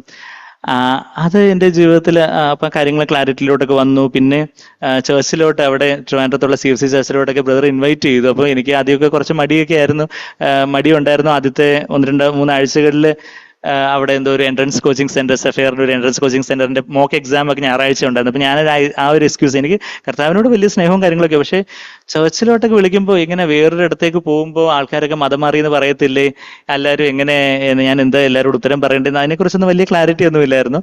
അപ്പോൾ ആദ്യത്തെ 3 ആഴ്ചകളിൽ, ജനുവരി ആദ്യത്തെ 2000 ജനുവരി 3 ആഴ്ചകളിൽ ഈ സഫയറിൽ എൻട്രൻസ് എക്സാംസ് ഉണ്ടായിരുന്നു മോക്ക്. അപ്പൊ എനിക്ക് പറയാൻ എക്സ്ക്യൂസ് ഉണ്ടായിരുന്നു, ഇങ്ങനെ എക്സാം ഉണ്ട്. ഇന്ന് നിർലജ്ജം, ഷെയിംലെസ്ലി ബ്രദർ എന്ത് ചെയ്ത് വീണ്ടും ഈ 3 ആഴ്ച കഴിഞ്ഞപ്പോൾ വീണ്ടും എന്നെ വന്ന് വിളിച്ചു. അപ്പോൾ ഇന്ന് ഞാൻ പലരെയും വീണ്ടും ഒക്കെ ദൈവം നമുക്ക് ചിലരെ കുറിച്ച് പല പ്രേരണയൊക്കെ ഹൃദയത്തിലൊരു ഭാരം തരുന്നുണ്ടെങ്കിൽ അവരെ മീറ്റിങ്ങിനോ നമ്മുടെ ഒരു ബുക്ക് വായിക്കാനോ അങ്ങനെയുള്ള ചില കാര്യങ്ങളിലോ ഒക്കെ വീണ്ടും നമ്മൾക്ക് ആത്മാവിലുള്ളൊരു ഫ്രീഡം അനുസരിച്ച്, എല്ലാവരോടും നമ്മൾ അങ്ങനെയൊന്നും ഇമ്പോസ് ചെയ്യുന്ന കാര്യമല്ല ഞാൻ പറയുന്നത്. പക്ഷേ നമുക്ക് ചിലരെ കുറിച്ചൊരു ഭാരമോ ഒരു ഫ്രീഡം ഒക്കെ ഉണ്ടെങ്കിൽ ചിലരോട് നമ്മൾ റിപ്പീറ്റഡ് ആയിട്ട് ചില കാര്യങ്ങളിൽ ഉത്സാഹിപ്പിക്കുന്നതിൽ തെറ്റില്ല. അപ്പൊ അങ്ങനെ ആ സഹോദരനെ അങ്ങനെ 3-ാമത്തെ ആഴ്ചയും വന്ന് 4-ാമത്തെ ആഴ്ചയും വന്ന് പറഞ്ഞപ്പോ, അയ്യോ എന്റെ സീനിയർ ആയിട്ടുള്ള ഒരാൾ ഇങ്ങനെ താഴ്മയോടെ വന്ന് എന്നെ വിളിക്കുമല്ലേന്ന് വിചാരിച്ച് ഞാൻ അവിടെ ചേർച്ചിലെ മീറ്റിംഗ്, അവിടെ ട്രിവാൻഡ്രം CFC ചേർച്ചിലെ ആദ്യത്തെ മീറ്റിംഗ് അറ്റൻഡ് ചെയ്തു. എനിക്ക് വളരെ സന്തോഷം തോന്നി. അതുവരെ ഞാൻ അനുഭവിച്ചിട്ടില്ലാത്ത വലിയൊരു കൂട്ടായ്മ, ആൾക്കാരൊക്കെ വന്ന് പേര് ചോദിക്കുന്നു, കാര്യങ്ങൾ പറയുന്നു. അതിനു മുമ്പ് ഞാൻ അമ്പലത്തിലൊക്കെ പോകുമ്പോൾ നമ്മൾ ചെന്ന് പ്രാർത്ഥിച്ചിട്ട് വരുന്നു. ബാക്കിയുള്ള ആൾക്കാരുമായിട്ട് നമുക്ക് അറിയാതെ പരിചയമുള്ളവരാരെങ്കിലും കണ്ട് ചിരിക്കുമോ എന്തെങ്കിലും ചെയ്യുന്നുള്ളതല്ലാതെ, ഇതാണെങ്കിൽ ഒരു കുടുംബമായിട്ട് ഇവര് വലിയ സന്തോഷത്തോടെ സാഹോദര്യത്തോടെ കാര്യങ്ങളൊക്കെ ചെയ്യുന്നു. എന്നെ തിരിച്ചിങ്ങോട്ട് ഡ്രോപ്പ് ചെയ്യാനായിട്ട് ഒരു ബ്രദറിന്റെ കാറിലോ ബൈക്കിലോ കണ്ട് എന്നെ തിരിച്ചിങ്ങോട്ട് ഡ്രോപ്പ് ചെയ്ത് അവിടെ 4-5 പരുത്തിപ്പാറയിലോട്ട്. പരുത്തിപ്പാറയിലായിരുന്നു. അതിൻ്റെ ഒരു രസവും കൂടെ അന്നത്തെ ചേർച്ച് മീറ്റിംഗ് അവിടെ. ഞാനത് ഈ ഒരു ചെറിയൊരു കാര്യം പറയുന്നതെന്ന് വെച്ചാൽ നിങ്ങളുടെ ഉത്സാഹത്തിനായിട്ട് പറയുക. ദൈവം നമ്മുടെ ജീവിതത്തിലെ ഓരോ പല പല ചെറിയ ചെറിയ കാര്യങ്ങളിൽ പ്രൊവിഷൻ, ദൈവത്തിന്റെ ഒരു പ്രൊവിഡൻസ്, കരുതലിന്റെ ഒരു കാര്യം സാക്ഷ്യമായിട്ട് പറയുക. അന്ന് ആ സമയത്ത് ആ ഞായറാഴ്ചത്തെ അവിടുത്തെ മീറ്റിംഗ് ഉച്ച കഴിഞ്ഞായിരുന്നു. 2 മുതൽ 4 വരെ ആയിരുന്നു. എന്താണെന്ന് വെച്ചാൽ അവിടെ ഒരു പരുത്തിപ്പാറ, തിരുവനന്തപുരം അറിയാമെന്ന് നിങ്ങൾക്ക് അറിയാം, പരുത്തിപ്പാറയിൽ ഒരു ഗ്രേസ് മിനി ഹോൾ ഉണ്ട്. അവിടെ ഉച്ച കഴിഞ്ഞ് അവിടെ രാവിലെ വേറെ ഏതോ ചേർച്ചിന് സർവീസ് ഉണ്ടായിരുന്നു. നമ്മുടെ സൗകര്യങ്ങൾ അവിടെ ഉച്ച കഴിഞ്ഞായിരുന്നു സർവീസ്. അപ്പൊ ഇതൊന്നും എനിക്കറിയത്തില്ല. ഞാൻ നോക്കുമ്പോൾ എനിക്ക് ഞായറാഴ്ച രാവിലെ ഒരു ഫിസിക്സിന്റെ ഒരു ട്യൂഷൻ കൊച്ചുള്ളൂരുണ്ടായിരുന്നു. അപ്പൊ അന്ന് ഞായറാഴ്ച രാവിലെ ആയിരുന്നു മീറ്റിംഗ് എന്നുണ്ടെങ്കിൽ ആ ട്യൂഷൻ കട്ട് ചെയ്തിട്ട് ഉച്ച കഴിഞ്ഞുള്ള മീറ്റിങ്ങിന് പേരൻസ് എങ്ങനെ പറഞ്ഞാൽ അവരൊന്നും സമ്മതിക്കത്തില്ലായിരുന്നു. പക്ഷേ ദൈവം എനിക്ക് വേണ്ടി എന്ത് ചെയ്തെന്ന് വെച്ചാൽ അത് സഹോദരങ്ങളായിട്ട് ആരെങ്കിലും ഒന്നും ചെയ്തതല്ല. അത് ഞാൻ പിന്നീട് അറിയുന്നത്. ഞാൻ അവിടെ ഉണ്ടായിരുന്ന ജനുവരി 2000 ജനുവരി മുതൽ മെയ് വരെയുള്ള സമയത്തായിരുന്നു ആ പരുത്തിപ്പാറ ഗ്രേസ് മിനി ഹോളിൽ ഉച്ച കഴിഞ്ഞുള്ള മീറ്റിംഗ്. പിന്നീട് ഞാൻ എൻട്രൻസ് ഒക്കെ കഴിഞ്ഞ് വീട്ടിൽ വന്നിട്ട് സഹോദരങ്ങളെ വിളിച്ച് സംസാരിക്കുമ്പോൾ അവർ പറഞ്ഞു ആ മീറ്റിംഗ് ഒക്കെ എങ്ങനെ പോകുന്നു, അപ്പൊ എവിടെ അത് പറഞ്ഞു. അല്ല ഇപ്പൊ അങ്ങ് അത് ജൂൺ മുതൽ അങ്ങ് വെള്ളയമ്പലത്ത് ജവഹർ ബാലഭവനിലോ അവിടെ കണ്ട ഇപ്പൊ മീറ്റിംഗ് നടക്കുന്നത്. ഞാൻ പറഞ്ഞു അത് മറ്റേ അവിടെ ഗ്രേസ് മിനി ഹോളിൽ അല്ല, അത് ജനുവരി മുതൽ മെയ് വരെ കണ്ട അത്രയും സമയം ഉണ്ടായിരുന്നുള്ളൂ അവിടെ. ആ സമയം അവിടെ ദിവസം മാസങ്ങളിൽ അങ്ങനെ മീറ്റിംഗ് ഉണ്ടായിരുന്നു. അപ്പൊ ശരിക്കും പറഞ്ഞാൽ ഞാൻ എൻ്റെ സ്വർഗസ്ഥനായ പിതാവ്, സർവശക്തനായ ദൈവം, ഞാൻ പോലും അറിയാതെ, ഞാൻ പോലും ചോദിക്കാതെ, സഹോദരങ്ങൾ പോലും അറിയാതെ ദൈവം എങ്ങനെ ആ സാഹചര്യങ്ങളെ ക്രമീകരിച്ചു. ഞാനത് നമ്മുടെ മുമ്പിൽ വെച്ചിരിക്കുന്ന ഓട്ടോ എന്നുള്ള ഒരു കാര്യം പറയുക. നമ്മുടെ ദൈവം നമുക്ക് വേണ്ടി കരുതുന്ന കാര്യങ്ങൾ ചെറിയ കാര്യമായിട്ട് നമുക്ക് തോന്നും. പക്ഷേ ഒരു ചർച്ചിന്റെ മീറ്റിങ്ങിന്റെ ടൈമിംഗ് പോലും എനിക്ക് ഒരാൾക്ക് വേണ്ടി ദൈവം ക്രമീകരിച്ചതായിട്ട് ഞാൻ പറയും. അത് കഴിഞ്ഞിട്ട് പിന്നീട് ഞാൻ കുറച്ചുകൂടെ കുറച്ചുകൂടെ കർത്താവിലൊന്ന് സ്ട്രോങ് ആയപ്പോഴത്തേക്കും ദൈവം എന്ത് ചെയ്യുമെന്ന് പറഞ്ഞാൽ എനിക്ക് എൻട്രൻസ് ഒക്കെ കഴിഞ്ഞിട്ട് ഗവൺമെന്റ് സീറ്റിൽ ആദ്യം തന്നെ പരിയാരം മെഡിക്കൽ കോളേജിൽ, കണ്ണൂർ ജില്ലയിലെ പരിയാരം മെഡിക്കൽ കോളേജിൽ അഡ്മിഷൻ കിട്ടിയത്. അപ്പോൾ അവിടെ എങ്ങനെയായിരുന്നു വെച്ചാൽ നേരെ തിരിച്ചായിരുന്നു. അവിടെ നമ്മുടെ CFC ചേർച്ചുമായിട്ട് ബന്ധപ്പെട്ട ഒരു ചേർച്ച് അവിടെ ഉണ്ടായിരുന്നു. ഞങ്ങൾ പരിയാരത്തു നിന്ന് ഒരു 55 കിലോമീറ്റർ മാറി കൂത്തുപറമ്പ്, അവിടെ ഒരു 3 ബസ് മാറി കയറി പോകേണ്ട ഒരു സ്ഥലത്തായിരുന്നു ഉണ്ടായിരുന്നത്. അപ്പൊ ആദ്യം ദൈവം 4-5 വളരെ അടുത്ത് ബസ് കയറി ഏറ്റവും മിനിമം രൂപ പോയിന്റുള്ള പരുത്തിപ്പാറയിൽ ദൈവം എനിക്ക് ഹോളൊക്കെ അറേഞ്ച് ചെയ്തു, ഞാൻ തന്നെ ചോദിക്കാതെ. ആ സമയമൊക്കെ ദൈവം ചെയ്തു. പക്ഷെ ഞാൻ കുറച്ചുകൂടി ഒരു ആത്മീയമായിട്ട് കുറച്ചുകൂടി ഒരു വെളിച്ചം കിട്ടിയപ്പോഴത്തേക്ക് ദൈവം എന്ത് ചെയ്തു, എന്നെ അവിടെ കൊണ്ടാക്കിയിരിക്കുന്ന സ്ഥലത്ത് നിന്ന് ഞാൻ അവിടെ പരിയാരത്തായിരുന്ന സമയത്ത് അവിടെ അടുത്ത ഒത്തിരി ബ്രദറൻ പെന്തക്കോസ്തൽ ചർച്ചകൾ കാര്യങ്ങളൊക്കെ ഉണ്ടായിരുന്നു. ഞാൻ അവിടെയൊക്കെ പോയിട്ട് എനിക്ക് ഒരു നമ്മൾ സാങ്ക്ബറിന്റെ ഒക്കെ മെസ്സേജ് ഒക്കെ കേട്ടതിന് ശേഷം പിന്നെ പല വേറെ മീറ്റിങ്ങുകളൊക്കെ പോയിരിക്കുമ്പോൾ നമുക്ക് പല കാര്യങ്ങളും ഇതൊന്നും വചനപ്രകാരമല്ല, ഇത് വചനപ്രകാരമല്ല, ഇത് എന്താ ഇവരെങ്ങനെ ചെയ്യുന്നത്, നമുക്കത് കംഫർട്ടബിൾ ആയിട്ട് ഇരിക്കാൻ പറ്റത്തില്ല. അപ്പം പിന്നെ ഞാനിങ്ങനെ സൗരങ്ങളോട് അന്വേഷിച്ച് അപ്പം പിന്നെ നമ്മുടെ കൂട്ടായ്മയായിട്ട് ബന്ധപ്പെട്ട് പോകാൻ ആഗ്രഹിക്കുന്ന കൂത്തുപറമ്പിലുള്ള ഒരു കൂട്ടായ്മ. അവിടെ പക്ഷെ 55 കിലോമീറ്റർ എന്ന് പറഞ്ഞാല് ഞാൻ 55 കിലോമീറ്റർ തന്നെ 3 ബസ് മാറി കയറി പോകണം. ഞാൻ ഫസ്റ്റ് ഇയർ MBBS മുതൽ അവിടെ ആയിരുന്ന സമയം മൊത്തവും ഈ ഞായറാഴ്ച ദിവസങ്ങളിൽ 3 ബസ് മാറി കയറി 55 കിലോമീറ്റർ. അതിന്റെ രസം എന്ന് പറഞ്ഞാൽ ഇതിന് വണ്ടിക്കൂലി കൊടുക്കണ്ടേ, വെറുതെ ഫ്രീ ആയിട്ട് ആരും കൊണ്ടുപോകത്തില്ല. ഞാൻ ഹൈന്ദവ കുടുംബത്തിൽ നിന്ന് ആ വിശ്വാസത്തിലേക്ക് വന്നതെന്ന് ഞാൻ പറഞ്ഞു. അപ്പോൾ പേരൻസ് ചർച്ചിൽ പോകാൻ വേണ്ടി വണ്ടിക്കൂലി തരുമോ? അവരാണെങ്കിൽ എങ്ങനെയെങ്കിലും ആ കാര്യങ്ങൾ ഞാൻ അതിനിടയ്ക്ക് എൻട്രൻസിന് പരിഹാരത്ത് അഡ്മിഷൻ ആവുന്നതിന് മുമ്പ് വീട്ടിലായിരുന്ന സമയത്ത് ഭയങ്കര ഒരു ഹൗസ് അറസ്റ്റ് എന്ന് പറയുന്ന ഒരു ഫിനോമിനൊക്കെ, വീട്ടു തടങ്കൽ എന്നൊക്കെ കേട്ടിട്ടുണ്ടെങ്കിൽ അതുപോലൊരു അവസ്ഥയിലൊക്കെ ആയിരുന്നു. ഞാൻ ആ കാര്യങ്ങളെക്കുറിച്ചൊക്കെ ഞാൻ ഇത്ര ഡീറ്റെയിൽ ആയിട്ട് പറയാൻ സമയമില്ല. നിങ്ങൾക്ക് ആർക്കെങ്കിലും അതിനെക്കുറിച്ച് കേട്ടിട്ടില്ലാത്തവർ കേൾക്കണമെന്നൊരു ആഗ്രഹം ഉണ്ടെങ്കിൽ ഡോക്ടർ സന്ദീപ് കരുനാഗപ്പള്ളി ടെസ്റ്റിമണിന്ന് യൂട്യൂബിൽ നിങ്ങൾ അടിച്ചു കൊടുത്ത ഇംഗ്ലീഷിലും മലയാളത്തിലും ഒക്കെ എൻ്റെ ജീവിത സാക്ഷ്യം, ഞാൻ കർത്താവിനെ അറിഞ്ഞതും അതിനുശേഷവും എന്നൊക്കെ പറയുന്നതിനകത്ത് കുറേ കാര്യങ്ങളൊക്കെ പറയുന്നുണ്ട്. അപ്പൊ ഞാൻ ഇവിടെ നിങ്ങളുടെ യുവാക്കളോടുള്ള ബന്ധത്തിൽ ഈ ഒരു കാര്യം പറയാൻ വരുന്നത് വെച്ചാൽ, പലപ്പോഴും നിങ്ങൾ കുഞ്ഞുങ്ങളെ പേരൻസ് എനിക്ക് ഇതിന് കാശ് തരുന്നില്ല, എനിക്ക് മൊബൈൽ വാങ്ങിച്ചു തന്നില്ല, എനിക്ക് ആ ഷൂസ് വാങ്ങിച്ചു തന്നില്ല, എനിക്ക് ഈ ഫാഷൻ ട്രെൻഡുള്ള ഇത് വാങ്ങിച്ചു തന്നില്ല എന്നൊക്കെ നിങ്ങൾക്ക് ചെറുപ്പക്കാർക്ക് പലർക്കും പരാതി കാണും ഇല്ലേ? അപ്പൊ ഞാൻ എൻ്റെ സാക്ഷി നിങ്ങളുടെ ഉത്സാഹത്തിനായിട്ട് പറയുന്നത് വെച്ചാൽ, ഞാൻ പരിഹാരത്തായിരുന്ന സമയത്ത് അച്ഛനും അമ്മയ്ക്കും ഇത് ഭയങ്കര ഇന്ന് അവർ ശരിക്കും നമ്മളുടെ മീറ്റിംഗ്സ് ഒക്കെ ഇന്ന് ഞങ്ങള് ഇങ്ങോട്ട് ഇറങ്ങുമ്പോൾ ഇവിടെ യൂത്ത് ക്യാമ്പിലാണ് വരുന്നപ്പം ദൈവം അനുഗ്രഹിക്കട്ടെ എന്നൊക്കെ പറഞ്ഞ് വളരെ സന്തോഷത്തോടെ അച്ഛനും അമ്മ എന്നെ യാത്രയാക്കിയത്. പക്ഷെ അന്ന് ഇപ്പൊ അവര് നമ്മുടെ ഓൺലൈൻ മീറ്റിംഗ് ഒക്കെ ഓൺലൈനായിട്ടെങ്കിലും നമ്മുടെ മീറ്റിംഗ് ഒക്കെ അറ്റൻഡ് ചെയ്യും. ഞങ്ങളുടെ വീട്ടിൽ മീറ്റിംഗ് വെക്കുന്ന സമയത്തൊക്കെ അവർ വന്ന് എൻ്റെ പേരൻസ് വന്ന് അറ്റൻഡ് ചെയ്യുന്ന തരത്തിലോട്ടൊക്കെ എൻ്റെ പേരൻസ് ആയിട്ടുണ്ട്. പക്ഷെ അന്ന് ഭയങ്കര എതിർപ്പായിരുന്നു. ഭയങ്കര അവര് എങ്ങനെങ്കിലും ഇവനെ, ഞങ്ങളുടെ ഏകജാതനായ പുത്രൻ, എനിക്ക് 2 പെങ്ങന്മാരാ ഉള്ളത്, അപ്പൊ ഞങ്ങൾ പ്രാർത്ഥിച്ചുണ്ടായി ആൺതിരി ഇവൻ വഴിതെറ്റി പോയല്ലോ, ഒരു തലതിരിഞ്ഞ് പോയല്ലോ എന്ന് പറഞ്ഞ് എങ്ങനെങ്കിലും മാറ്റാൻ വേണ്ടി അവര് പഠിച്ചു വേണ്ടി 18 നോക്കി. ഇവൻ സൈക്കാട്രിസ്റ്റിനെ വരെ കൊണ്ട് കാണിച്ച ഹിസ്റ്ററി ഒക്കെ ഉണ്ട്. അതിന്റെ മരുന്നൊക്കെ അറിയാതെ ഓവർഡോസ് ആയി പോയി, അതിന്റെ റിയാക്ഷൻ കാര്യങ്ങളൊക്കെ ആയി പോയതിന്റെ ഹിസ്റ്ററി ഒക്കെ ഞാൻ ആ സാക്ഷ്യത്തിനകത്തൊക്കെ പറയുന്നുണ്ട്. അപ്പോ അത് കഴിഞ്ഞിട്ട് അപ്പൊ ഇവിടെ ആയിരുന്നപ്പം പരിഹാരത്ത് വന്നപ്പോ ഹോസ്റ്റൽ മെസ് ഫീസ് കഷ്ടിച്ച് മാത്രമേ എനിക്ക് അത് എന്തെങ്കിലും ഒന്ന് റൗണ്ട് ഫിഗർ മാത്രമായിട്ട് എനിക്ക് അയച്ചു തരത്തുള്ളൂ, ബാങ്ക് അക്കൗണ്ടിലോട്ട് ഇട്ട് തരത്തുള്ളൂ. അപ്പം പിന്നെ ആരോട് പൈസ ചോദിക്കും? അപ്പോൾ നമ്മളുടെ ആവശ്യങ്ങൾ ആരെയും അറിയിക്കരുതെന്ന് സാക്ബർ തന്നെ പറയുന്നതൊക്കെ നമ്മൾ കേട്ടിട്ടുണ്ട്. അപ്പം ഞാൻ എന്ത് ചെയ്തു, ഞാനാണെങ്കിൽ ഹോസ്റ്റൽ മെസ്സിൽ സ്പെഷ്യൽ ഒന്നും എടുക്കത്തില്ല. ബാക്കി പിള്ളേര് ബ്രേക്കിനൊക്കെ പോകുമ്പോൾ അവര് ഓരോ സ്നാക്സും കാര്യങ്ങളൊക്കെ കഴിക്കാൻ പോകുമ്പോൾ നമ്മളതൊന്നും ചെയ്യാതെ ഏറ്റവും മിനിമം, ഏറ്റവും ചെലവ് ചുരുക്കി, ഞാനത് നിങ്ങളുടെ ഉത്സാഹത്തിനായിട്ട് പറയുക, നിങ്ങൾ അങ്ങനെ ചെയ്യണമെന്ന് ഞാൻ പറയുമല്ലോ. പക്ഷേ പലപ്പോഴും ഇന്ന് ഉള്ള യുവതലമുറയ്ക്കുള്ള പല പരാതി, ആ പപ്പ എനിക്ക് അത് വാങ്ങിച്ചു തന്നില്ല, മമ്മി എനിക്ക് അത് കുക്ക് ചെയ്ത് തന്നില്ല, എനിക്ക് അത് തന്നില്ല. പക്ഷെ ഞാൻ ആ ഒരു സമയത്ത് ശരിക്കും ദൈവം എന്നെ ആ ഒരു ഡിസിപ്ലിനിലൂടെ, ഒരു ഉടക്കലിലൂടെയൊക്കെ കടത്തിവിടാൻ വേണ്ടി ദൈവം എന്നെ ഒരു പോവർട്ടിയിലൂടെ കടത്തിവിടത്ത് പറയും. ഫ്രുഗാലിറ്റി, എങ്ങനെ മിതവ്യയ ശീലം ഏറ്റവും ചുരുക്കി. ഇന്ന് ദിവസയച്ച് ദൈവം സാമ്പത്തികമായിട്ടൊക്കെ ഏറ്റവും ബ്ലെസ് ചെയ്തിട്ടുണ്ടെന്നുള്ള കാര്യം നിങ്ങൾക്ക് അറിയാതെ ഞാൻ പറയാതെ നിങ്ങൾക്ക് മനസ്സിലാവും. പക്ഷെ അന്ന് യഥാർത്ഥത്തിൽ ഇപ്പം വളരെ ദരിദ്രരായിട്ടുള്ള പല സഹോദരങ്ങളോടൊക്കെ ഞാൻ എന്തെങ്കിലുമൊക്കെ ചില കാര്യങ്ങളൊക്കെ അവിടെ വെല്ലൂരായിരുന്ന സമയത്തൊക്കെ തന്നെ ചിലപ്പോൾ പറയേണ്ടി വരുമ്പോൾ ഞാൻ ഈ സാക്ഷ്യങ്ങളൊക്കെ ചിലപ്പോൾ അവരോടൊന്ന് പറഞ്ഞ് ഉത്സാഹിപ്പിക്കും. എനിക്കും അറിയാം എന്തോ ഈ പോവർട്ടി, ദാരിദ്ര്യം എന്ന് വെച്ചാൽ എന്താ. ചിലപ്പോൾ എന്താണ് പറഞ്ഞത്, ഒരു തവണ ഞായറാഴ്ച അങ്ങ് പോയി വരാന് മൊത്തം കാശ് തികയത്തില്ല. അപ്പൊ കാശ് തികയത്തില്ല. അപ്പം തിരിച്ച് പരിഹാരത്തു നിന്ന് കണ്ണൂരേക്ക് ബസ് കയറണം. കണ്ണൂരിൽ നിന്ന് കൂത്തുപറമ്പിന്റെ അപ്പുറം കിണവക്കലിൽ നിന്ന് നമ്പ്യാർ പീടികയിലോട്ട് കയറി. അപ്പൊ 3 ബസ്. അപ്പൊ അത്രയും കാശ് തികയത്തില്ല. പക്ഷെ ഞാൻ തന്നെ ചിലര് നമ്മുടെ ഫ്രണ്ട്സ് ചിലര് അങ്ങോട്ട് കടം കൊടുത്തിട്ടുള്ളവർ തരാനൊക്കെ ഉണ്ട്.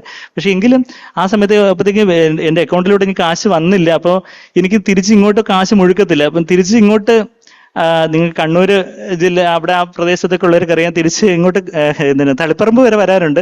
തളിപ്പറമ്പിൽ നിന്ന് പരിഹാരം വരെ 9 കിലോമീറ്റർ വരാന് കാശ് തികയത്തില്ല. അപ്പോ ഞാൻ എന്ത് ചെയ്തു, നമുക്ക് കള ടിക്കറ്റ് എടുത്ത് ടിക്കറ്റ് ഇല്ലാതെ യാത്ര ചെയ്യാനും പറ്റത്തില്ല. അപ്പൊ ഞാൻ പിന്നെ തിരിച്ച് ഞാൻ അവരോട് ഒന്നും പറഞ്ഞില്ല. പക്ഷെ തളിപ്പറമ്പിൽ ഇറങ്ങിയിട്ട് പിന്നെ ബാക്കി ആ 9 കിലോമീറ്റർ ഞാൻ നടന്നു വന്നു. നടന്നു വന്നോടെ കുറച്ചുകൂടെ ആരോഗ്യം ഉണ്ടായി എന്ന് പറയാം. ഞാൻ പറഞ്ഞു വെച്ചാല് അപ്പൊ അത് അങ്ങനെയൊക്കെയുള്ള പല കാര്യങ്ങൾ ചിലപ്പോൾ ഞാൻ ആലോചിക്കുന്നുണ്ട്. അപ്പോഴും ഞാൻ ബാംഗ്ലൂർ കോൺഫറൻസിനൊക്കെ പോകുമായിരുന്നു. പലപ്പോഴും നമ്മുടെ സൗകര്യങ്ങളൊക്കെ ചോദിക്കുമായിരുന്നു, ഏതെങ്കിലും ആവശ്യമുണ്ടോ. ഈവൻ സാക്ബറിന് എൻ്റെ അടുത്ത് ചോദിച്ചിട്ടുണ്ട്. അപ്പം ഞാൻ പറഞ്ഞിട്ടുണ്ട്, ബ്രദറെ എല്ലാ കാര്യങ്ങളും എല്ലാം പ്രൊവൈഡ് ചെയ്യുന്നുണ്ടായിരുന്നു. ചില സംഭവങ്ങളില്ല ഇതുപോലെ ചിലപ്പം വല്ലാത്തൊരു ഒരു ഇല്ലായ്മയിലോട്ടൊക്കെ ദൈവം ചില സമയത്താണ് നടത്തിയത്. എന്നാ ആരോട് എന്തെങ്കിലും ചോദിച്ചായിരുന്നെങ്കിൽ എല്ലാവരും സഹായിക്കാൻ വില്ലിങ് ആയിരുന്നു. പക്ഷെ ഞാൻ പറഞ്ഞു വെച്ചാൽ ദൈവം എന്നെ ആ ഒരു ഇതിലൂടെ നടത്തുമായിരുന്നു. ഞാൻ നിങ്ങളുടെ ഉത്സാഹത്തിനായിട്ട് പറയുമോ, ഒരു സമയത്ത് ബാംഗ്ലൂർ കോൺഫറൻസിന് തിരിച്ച് ഇങ്ങോട്ട് വന്നപ്പോൾ പാൻസിന്റെ പോക്കറ്റിൽ ചില്ലറ പൈസ മാത്രമേ ഉള്ളൂ. അതിനായിട്ട് ഓഫ് കോഴ്സ് അപ്പൊ ഞാൻ വിചാരിച്ചു, ഇപ്പൊ മെസ്സില്ലായിരുന്നുണ്ടെങ്കിൽ ഞാൻ പട്ടിണി കിടക്കേണ്ടി വന്നേനെന്ന് ഉള്ള സ്ഥിതിയായിരുന്നു. അപ്പൊ ഞാൻ പറഞ്ഞിരുന്നു വെച്ചാല് നമ്മളുടെ ആ മുമ്പിൽ വെച്ചിരിക്കുന്ന ഓട്ടത്തെക്കുറിച്ച്, നമ്മളുടെ സാഹചര്യങ്ങളെ കുറിച്ച്, നമ്മളുടെ മാതാപിതാക്കളുടെ ഓഫ് കോഴ്സ് ഇപ്പം ഞാൻ ഈ പറയുന്ന കാര്യങ്ങളൊക്കെ കേൾക്കുന്ന പേരൻസിന് ഭയങ്കര വിഷമമുള്ള കാര്യം വെച്ചാൽ അവരത് മനഃപൂർവ്വം അങ്ങനെ ചെയ്തില്ല. അന്നത്തെ അവരുടെ ആ ഒരു ഇവനെ അങ്ങ് വിട്ടാൽ പറ്റത്തില്ല എന്നുള്ള ഒരു വാശിയിൽ ദൈവം തന്നെ അവരുടെ ഹൃദയത്തെ അതുപോലെ കഠിനപ്പെടുത്തിയ ഒരു സാഹചര്യം ഉണ്ടായി എന്നുള്ളതാണ് ഞാൻ പറഞ്ഞു വരുന്നത്. ഇപ്പം ഞാൻ പറഞ്ഞു വെച്ചാൽ നമ്മളുടെ ആ സാഹചര്യങ്ങളെ കുറിച്ച് അന്ന് പക്ഷെ ഒന്ന് പരാതി ദൈവം അതുകൊണ്ട് ഇന്ന് സാമ്പത്തികമായിട്ട് ബുദ്ധിമുട്ടുന്ന സഹോദരങ്ങളോടും ചില കാര്യങ്ങൾ പറയാനേ എനിക്ക് പറ്റും. എന്ന് വെച്ചാൽ എന്താ, ഞാൻ ഈ കാര്യങ്ങളിലൂടെ ഒരു ചെറിയൊരു അളവിലൊക്കെ കടന്നു പോകാനൊക്കെ ദൈവം സഹായിച്ചു എന്നുള്ളത്. അപ്പൊ ഞാൻ പറഞ്ഞു വെച്ചാൽ നമ്മളുടെ ജീവിതത്തിൽ ആ വെച്ചിരിക്കുന്ന ഓട്ടവും ശുശ്രൂഷയും കാര്യങ്ങളും ഒക്കെ എന്താണെന്ന് ദൈവത്തിന് മുമ്പേ അറിയാം. അതിനുവേണ്ടി ദൈവം നമുക്ക്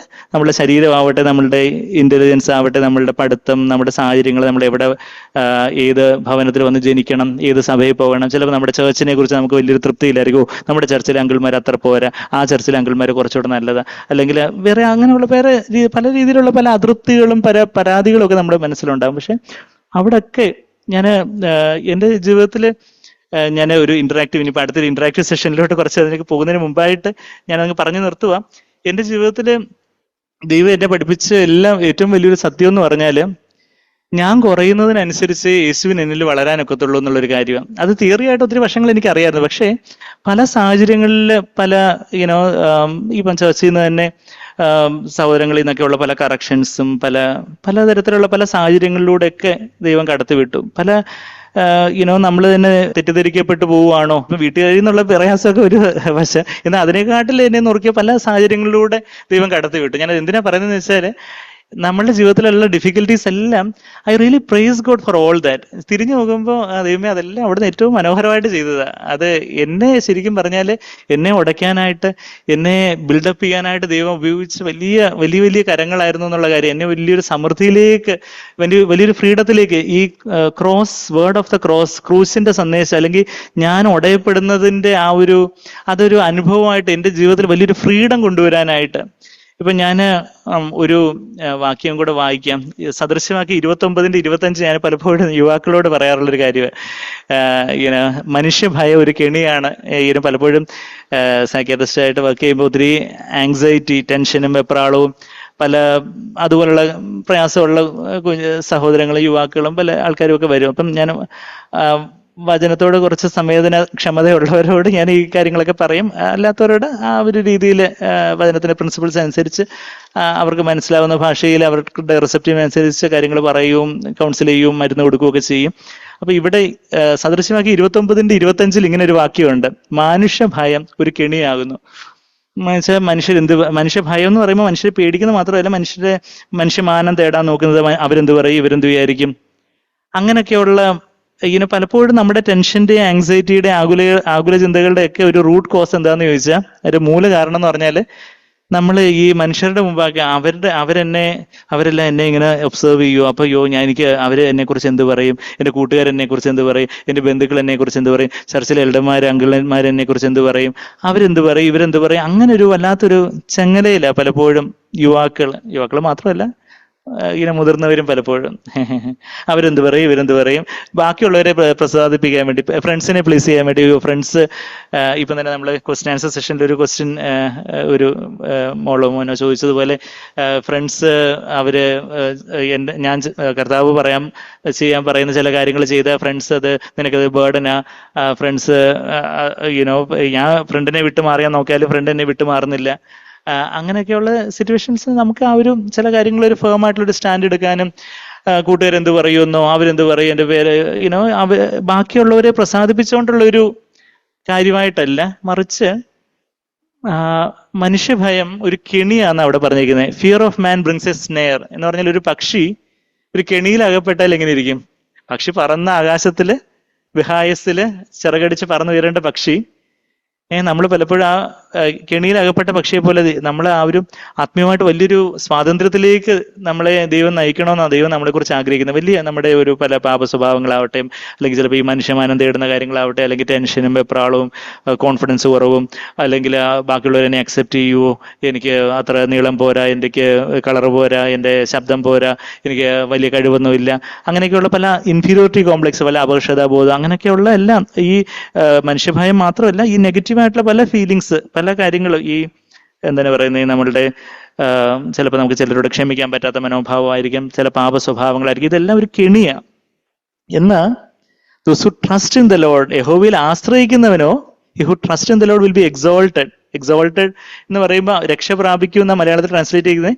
അതിന്റെ ഹിബ്രുവിലാണല്ലോ, എബ്രായ ഭാഷയില ബൈബിൾ ഓൾഡ് ടെസ്റ്റമെന്റ് എഴുതിയിരിക്കുന്നത്. അപ്പൊ സഗാബ് എന്ന് പറഞ്ഞ ആ എബ്രായ വാക്കിന്റെ അർത്ഥം actually to be high, be inaccessibly high, to be too high for capture എന്ന് പറഞ്ഞാൽ, ഈ പക്ഷി പറക്കുന്ന ഒരു പക്ഷി നമുക്ക് ഇന്ന് പിടിക്കാൻ ഒക്കുമോ, അതുപോലെ ടു ബി ഹൈ, ആ ഒരു അർത്ഥം അവിടെ വിൽ ബി സഗാബ് എന്നുള്ളൊരു പദം വയ്ക്കുന്നത്.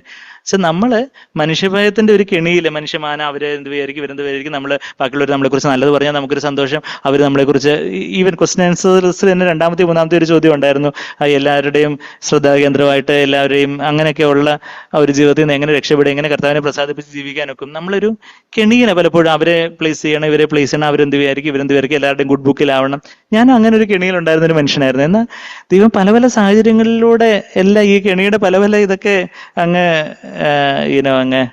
വിടുവിച്ച് നമുക്ക് നമ്മളുടെ ഞാൻ മുമ്പേ പറഞ്ഞ ജഡമാകുന്ന തിരശ്ശീല എന്ന് പറഞ്ഞതുപോലെ, നമ്മളുടെ ആ ജഡമാകുന്ന തിരശ്ശീലയാണ് ഈ കെണിയായിട്ട് വരുന്നത്.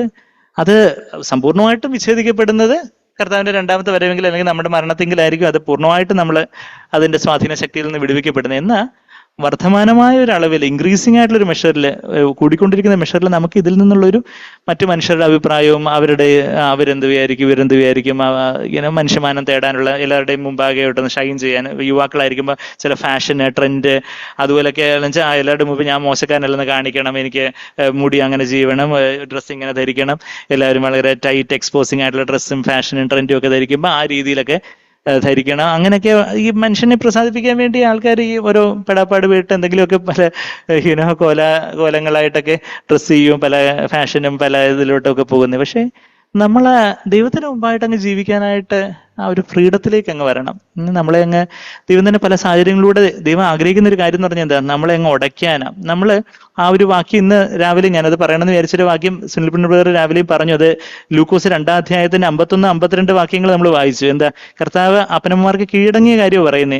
ദൈവം നമ്മളെ വെച്ചിരിക്കുന്ന അപ്പനമ്മമാരാവട്ടെ, നമ്മളുടെ മുതിർന്ന എൽഡർ ബ്രദേഴ്സ് ആവട്ടെ, ചേർച്ചിലുള്ള മൂപ്പന്മാരായിട്ടുള്ള സഹോദരങ്ങളാവട്ടെ, പിന്നെന്താ വേറെ നമ്മുടെ സ്കൂളിലുള്ള ടീച്ചേഴ്സ്, നമ്മളുടെ അതോറിറ്റീസ്, പ്രിൻസിപ്പല്, വേറെ പല പല നമ്മളുടെ ജോലി സ്ഥലത്തുള്ള നമ്മുടെ ബോസ്, അങ്ങനെയുള്ള പല ഇംപെർഫെക്റ്റ് അതോറിറ്റീസിന്, അപൂർണരായിട്ടുള്ള അധികാരങ്ങൾക്ക് നമ്മൾ കീഴടങ്ങുമ്പോൾ എന്താ പറ്റുന്നേ? അവിടെ ആ ഒരു നുറുക്കം ഉണ്ടാവുന്നത്. യേശു കർത്താവിന് ആ നുറുക്കം വേണമായിരുന്നു. കർത്താവ് 12-ാമത്തെ വയസ്സായപ്പോഴത്തേക്കും കർത്താവിന് എല്ലാ തിരുവഴുത്തെല്ലാം അറിയായിരുന്നു, അഗ്രഗണ്യനായിരുന്നു. അവിടുത്തെ വലിയ വലിയ ജ്ഞാനികളോട് ചോദ്യം ചോദിക്കാനും അവരോട് ഉത്തരം പറഞ്ഞു കൊടുക്കുകയൊക്കെ, അവിടെ ചോദ്യം ചോദിക്കുന്ന ഉത്തരം പറയുന്ന എല്ലാം കർത്താവായിരുന്നു നമ്മൾ വായിക്കുന്നത്. ആ ലൂക്കോസ് 2:46 47 വായിക്കുവാണെങ്കിൽ 3 നാൾ കഴിഞ്ഞ ശേഷം അവൻ ദേവാലയത്തിൽ, കർത്താവിന് എത്ര വയസ്സായിരുന്നു പറയുന്നത്, അതിന് തൊട്ട് മുമ്പ് 42-ൽ 12 വയസ്സായപ്പോ എന്ന് പറയുന്നുണ്ട്. 12 വയസ്സ് കഴിയുമ്പോഴാ എന്ത് തുടങ്ങുന്നേ? 13 വയസ്സ്. 13 എന്ന് പറഞ്ഞാൽ എന്താ? ടീൻ തുടങ്ങി അല്ലെ? 13 മുതലാണല്ലോ ടീനേജ് തുടങ്ങുന്നത്. കർത്താവിന്റെ ടീനേജ് തുടങ്ങുന്നതിന് തൊട്ട് മുമ്പുള്ള കർത്താവിന്റെ ഒരു പ്യൂബേർട്ടി അറ്റൈൻ ചെയ്യുന്ന ആ ഒരു സമയത്തായിരിക്കണം ഇത് സംഭവിക്കുന്നത്. സാധാരണ ഓഫ്കോഴ്സ് ഇതിന് കുറച്ച് പല വേരിയേഷൻസ് ഉണ്ട്. ചില കുഞ്ഞുങ്ങൾ അതിന് മുമ്പേ പ്യൂബേർട്ടി ഏജ് അറ്റൈൻ ചെയ്യുന്ന കുഞ്ഞുങ്ങളുണ്ട്, ആൺകുഞ്ഞുങ്ങളായാലും പെൺകുഞ്ഞുങ്ങളായാലും.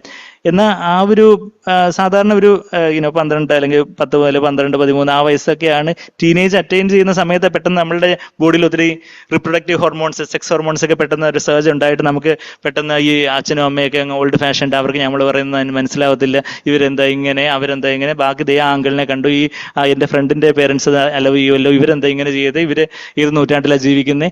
നമുക്ക് പെട്ടെന്ന് ആ ഹോർമോൺസ് ഒക്കെ പെട്ടെന്ന് അതുവരെ വളരെ പമ്മിയിരുന്ന് നമ്മൾ പെട്ടെന്ന് അങ്ങ് എഴുന്നേക്കും ടീനേജ് വരുമ്പോഴത്തേക്ക്.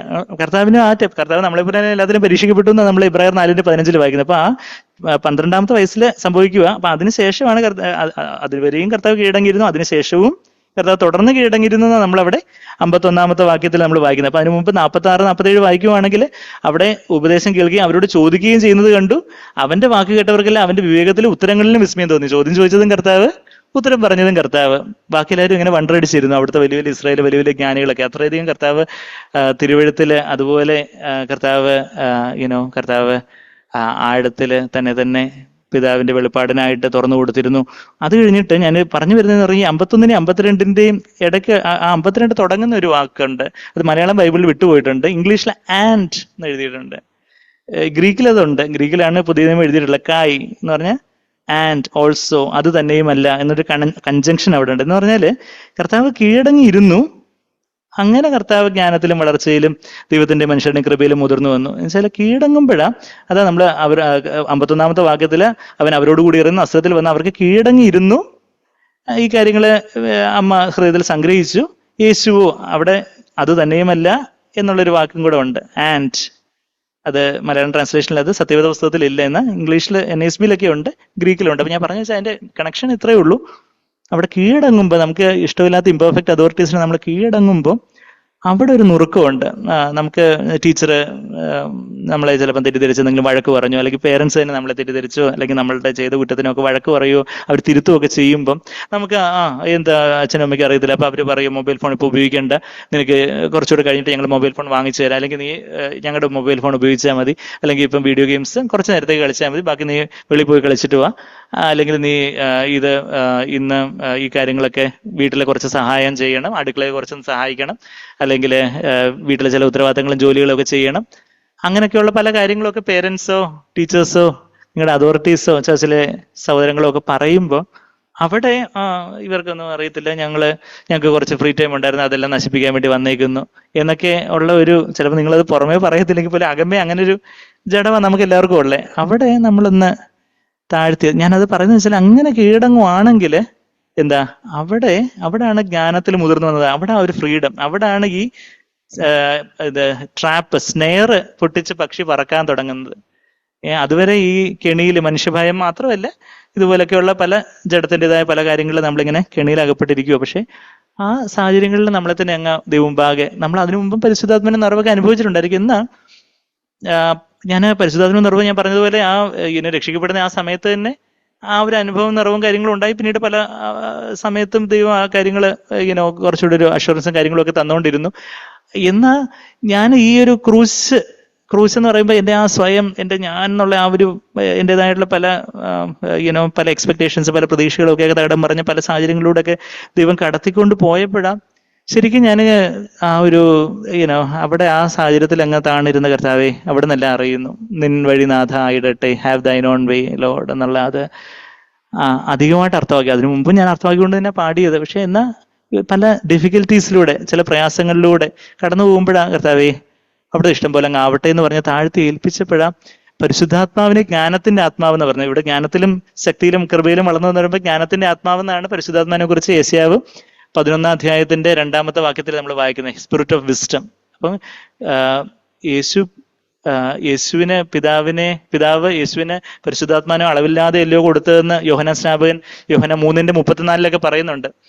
അപ്പൊ യേശുവിന് അളവില്ലാതെ കൊടുക്കാൻ കാരണം യേശു ദൈവമായതുകൊണ്ടല്ല, മറിച്ച് യേശു മനുഷ്യനായിട്ട് വന്നിട്ടും തന്നെ സമ്പൂർണ്ണമായിട്ടും പിതാവിന്റെ ഇഷ്ടത്തിനായിട്ട് തന്നെ അങ്ങ് താഴ്ത്തി ഏൽപ്പിക്കുമ്പോൾ അവിടെ ആ ഒരു പരിശുദ്ധാത്മജ്ഞാനത്തിന് ആത്മാവ് വന്ന് കൃപയുടെ ആത്മാവ് എന്നാണ് പരിശുദ്ധാത്മാവിനെ കുറിച്ച് സഖറിയാവ് 12:10, സഖറിയാവ് 12-ാം അധ്യായത്തിന്റെ 10-ാമത്തെ വാക്യത്തില് സ്പിരിറ്റ് ഓഫ് ഗ്രേസ് എന്നാണ്. പിന്നെ എബ്രായർ 10:29 സ്പിരിറ്റ് ഓഫ് ഗ്രേസ്, കൃപയുടെ ആത്മാവ് എന്നാണ് പരിശുദ്ധാത്മാവിനെ കുറിച്ച് പറയുന്നത്. അപ്പൊ കർത്താവ് കൃപയിലെ ജ്ഞാനത്തിൽ മുതിർന്നു എന്ന് പറയുമ്പോൾ പരിശുദ്ധാത്മാവിന്റെ അളവില്ലാത്ത അധികമായിട്ട് പരിശുദ്ധാത്മാവ്, കർത്താവ് ജനിച്ചത് ഉരുവായത് തന്നെ അമ്മയുടെ ഉദരത്തിൽ ഉരുവായത് തന്നെ പരിശുദ്ധാത്മാവിനല്ല. കർത്താവ് എല്ലാം കീഴടങ്ങി എല്ലാത്തിലും പിതാവിനെ തന്നെ ഏൽപ്പിച്ചു കൊടുത്ത് പരിശുദ്ധാത്മാവ് അധികമായിട്ട് നിറഞ്ഞുകൊണ്ടേയിരുന്നു. എന്നാ കർത്താവ് ഇതുപോലെ അപ്പനും അമ്മയ്ക്കും എല്ലാം കീഴടങ്ങി, ആ അധികാരങ്ങൾക്ക് കീഴടങ്ങി ഇരുന്നപ്പോൾ അധികമായിട്ടൊരു ആത്മാവിന്റെ ഒരു പകർച്ച കർത്താവിന്റെ ജീവിതത്തിൽ ഉണ്ടായി. അതുപോലെ ഒരു സ്വാതന്ത്ര്യത്തിലേക്ക് കർത്താവ് അതിന്റെ 30-ാമത്തെ വയസ്സായപ്പോഴത്തേക്കും കർത്താവ് വീണ്ടും യോർദാനിൽ പോയി സ്നാനം കഴിച്ച് കർത്താവ് ശുശ്രൂഷയ്ക്ക് പോകുന്നതായിട്ട്. അപ്പം ഞാൻ പറഞ്ഞതെന്ന് വെച്ചാൽ, നമ്മളുടെ ജീവിതത്തിൽ നിങ്ങൾ ആഗ്രഹിക്കുന്ന വലിയൊരു ഫ്രീഡം, വലിയൊരു സ്വാതന്ത്ര്യം, വലിയൊരു സമാധാനം, വലിയൊരു സന്തോഷം, അതിന്റെ ആ പൂർണ്ണതയിലേക്ക് വരാനായിട്ട് എന്താ ചെയ്യണ്ടേ? യേശുവിനെ അമ്മയായിട്ടുള്ള മറിയം ചെയ്ത പോലെ കർത്താവെ അവിടുത്തെ വചനത്തിന് എന്നെ അങ്ങ് താഴ്ത്തി ഏൽപ്പിക്കുന്നു, എന്നെ അങ്ങ് ഓപ്പൺ അപ്പ് ചെയ്യുന്നു. അങ്ങനെ പറഞ്ഞ് നിങ്ങളെ അങ്ങ് താഴ്ത്തി ഏൽപ്പിക്കുകയാണെങ്കിൽ പരിശുദ്ധാത്മാവിന്റെ ഒരു നിറവ് നിങ്ങൾക്ക് അനുഭവിക്കാനൊക്കെ. നിങ്ങൾ ഈ ഇരിക്കുന്ന ഇരിപ്പിൽ തന്നെ, ഞാനിപ്പോ അങ്ങ് ഈ ഒരു ഇന്ററാക്റ്റീവ് സെഷന് കുറച്ച് സമയമായിരിക്കും കാണുന്നത്. അതിനകത്ത് കുറച്ച് 1-2 ടോപ്പിക് ഒന്ന് കവർ ചെയ്യാൻ പറഞ്ഞു. അത് കഴിഞ്ഞിട്ട് പിന്നെ ബാക്കി സൗകര്യങ്ങളും സംസാരിക്കുമല്ലോ. സെഷൻസിന് സമയപരിമിതി ഇന്ററാക്റ്റീവ് സെഷനിൽ പറഞ്ഞിരുന്ന ഒരു കാര്യം, LGBTQ എന്ന് പറഞ്ഞാൽ നിങ്ങൾക്ക് പല യുവാക്കൾക്കും അറിയായിരിക്കും. ആ ഒരു കാര്യം കൂടെ പറഞ്ഞ് അതൊരു 2-3 മിനിറ്റ് കാര്യങ്ങളൊന്ന് പറഞ്ഞ് ഞാൻ പിന്നെ അങ്ങ് കൺക്ലൂഡ് ചെയ്യുവാണ്. പിന്നെ നമുക്ക് സമയപരിമിതി ഉള്ളതുകൊണ്ട് LGBTQ ഞാൻ പറഞ്ഞ അവരുടെ സ്വാതന്ത്ര്യത്തിന്റെ കാര്യത്തിലേക്ക് നമുക്ക് വരാം. അപ്പം ഇന്ന് പലരും ചോദിക്കുന്ന ഒരു ചോദ്യമാണ്, LGBTQ എന്നൊക്കെ പറഞ്ഞാൽ നിങ്ങൾക്ക് മനസ്സിലായോ? ലെസ്ബിയൻ, ഗേ, ബൈസെക്ഷുവൽ, ക്വീർ, എസെക്ഷുവൽ, ഇന്റർസെക്സ് എന്നൊക്കെ പറയുന്ന സ്വവർഗഭോഗികൾ, ട്രാൻസ്ജെൻഡേഴ്സ് എന്നൊക്കെ പറയുന്നത്. അപ്പൊ അതിനെക്കുറിച്ച് നമ്മളുടെയൊക്കെ സ്റ്റാൻഡ് എന്തായിരിക്കണോ, അതിന്റെ സയന്റിഫിക് ആയിട്ടുള്ള കാര്യങ്ങളൊക്കെ പലരും ഒക്കെ ചോദിക്കുന്നത്. അപ്പൊ അതിനെക്കുറിച്ചൊരു 1-2 കാര്യങ്ങളൊന്ന് പറയണമെന്ന് സഹോദരങ്ങളൊന്ന് ഓർപ്പിച്ചായിരുന്നു. അപ്പൊ ആ ഒരു കാര്യം കൂടെ ഞാൻ പറഞ്ഞിട്ട് ഞാൻ കൺക്ലൂഡ് ചെയ്യാം. അതിനെക്കുറിച്ചുള്ള നമ്മളുടെ ക്രിസ്തീയമായിട്ടുള്ള നമ്മുടെ സ്റ്റാൻഡ് എന്താണ്? ബിബ്ലിക്കൽ അവര് സർക്കാരെല്ലാം അതിനെ പ്രൊമോട്ട് ചെയ്യുന്നു, മാധ്യമങ്ങളും കാര്യങ്ങളും ഒക്കെ. അതും നോർമലാണ്, ഇത് നോർമലാണ്. ഒരാള് പറയുന്നു, എനിക്ക് ആൺകുട്ടിയായിട്ട് വളർന്നു വന്ന ഒരു പയ്യൻ ഒരു സുപ്രഭാതത്തിൽ അല്ലെങ്കിൽ ഒരു കാലയളവിൽ പറയുന്നു, ഞാൻ പെങ്കൊച്ച, ശരിക്കും ഈ ആണിന്റെ ശരീരത്തിൽ ഞാനങ്ങ് തളയ്ക്കപ്പെട്ടതാ, എനിക്ക് പെണ്ണായിട്ട് ജീവിക്കണമെന്ന് പറയുന്നു, അല്ലെങ്കിൽ പെൺകുട്ടി ആണായിട്ട് ജീവിക്കണമെന്ന് പറയുന്നു, അല്ലെങ്കിൽ അതേ ജെൻഡറിലുള്ളവരിലോട്ട് അട്രാക്ഷൻ, ഹോമോസെക്ഷൽ അട്രാക്ഷൻ, അങ്ങനെയൊക്കെയുള്ള കാര്യങ്ങൾ. അത് വചനത്തിൽ എന്താ പറയുന്നേ? പലരും വിചാരിക്കുന്ന ഇപ്പൊ ട്രാൻസ്ജെൻഡർ, ഹോമോസെക്ഷൽ ഇതെല്ലാം ഒന്നാന്നൊക്കെ വിചാരിക്കുന്ന ആൾക്കാരുണ്ട്. അപ്പം ഇതിന്റെ ഒരു 2-3 ടേംസ് ഉണ്ട്. അതിന്റെ ഒരു കാര്യങ്ങളൊന്ന് പറഞ്ഞാൽ തന്നെ കുറച്ചൊരു ക്ലാരിറ്റി വരും. 4-5 ടേംസ് ക്രോമസോമൽ സെക്സ് എന്ന് പറഞ്ഞൊരു സംഭവമുണ്ട്. എന്ന് പറഞ്ഞാൽ നമുക്ക് എല്ലാവർക്കും എന്തുണ്ട്, ഒത്തിരി കോശങ്ങളുണ്ട്. ആ കോശങ്ങളുടെ ന്യൂക്ലിയസിനകത്ത്, സെൽസിന്റെ ന്യൂക്ലിയസിനകത്ത് ക്രോമസോം, നമ്മുടെ മനുഷ്യരിൽ 23 പെയർസ് ഓഫ് ക്രോമസോം ഉള്ളത്, 23 പെയർസ് ഓഫ് ക്രോമസോം. അപ്പം 22 പെയർസ് ഓഫ് ഓട്ടോസോംസ്, പിന്നെ ഒരു പെയർ സെക്സ് ക്രോമസോംസ്. അതിൽ XX എന്നുള്ള ക്രോമസോം ഉള്ളവരാണ് സ്ത്രീ ആയിട്ട്, പെൺകുട്ടിയായിട്ട്, പെണ്ണായിട്ട് ആയിത്തീരുന്നത്. XY എന്നുള്ള ക്രോമസോം ഉള്ളവരാണ് ആൺകുട്ടിയായിട്ട്, അവരുടെ സെൽസിൽ XY ക്രോമസോം ആയിരിക്കും. അപ്പൊ ശരിക്കും പറഞ്ഞാൽ ഈ ക്രോമസോമൽ സെക്സ് എന്നുള്ള ആ ഒരു ടേം നമ്മൾ മനസ്സിലാക്കുമ്പോൾ ശരിക്കും ദൈവം നമ്മൾ ഉൽപ്പത്തി 1:27-28 വാക്യങ്ങളിൽ പറയുന്നത് പോലെ ദൈവം മനുഷ്യനെ ആണും പെണ്ണുമായിട്ട് സൃഷ്ടിച്ചു, മെയിൽ ആൻഡ് ഫീമെയിൽ ആയിട്ട് സൃഷ്ടിച്ചു. അത് അങ്ങനെ തന്നെ നമ്മൾ ഏതൊരു വ്യക്തിയുടെയും ക്രോമസോം എടുക്കുമ്പോൾ ചെറിയ ക്രോമസോമിൽ അബ്നോർമാലിറ്റീസോടെ ജനിക്കുന്ന കുഞ്ഞുങ്ങളുടെ കാര്യങ്ങളുണ്ട്, അതിലേക്ക് ഞാൻ വരാം.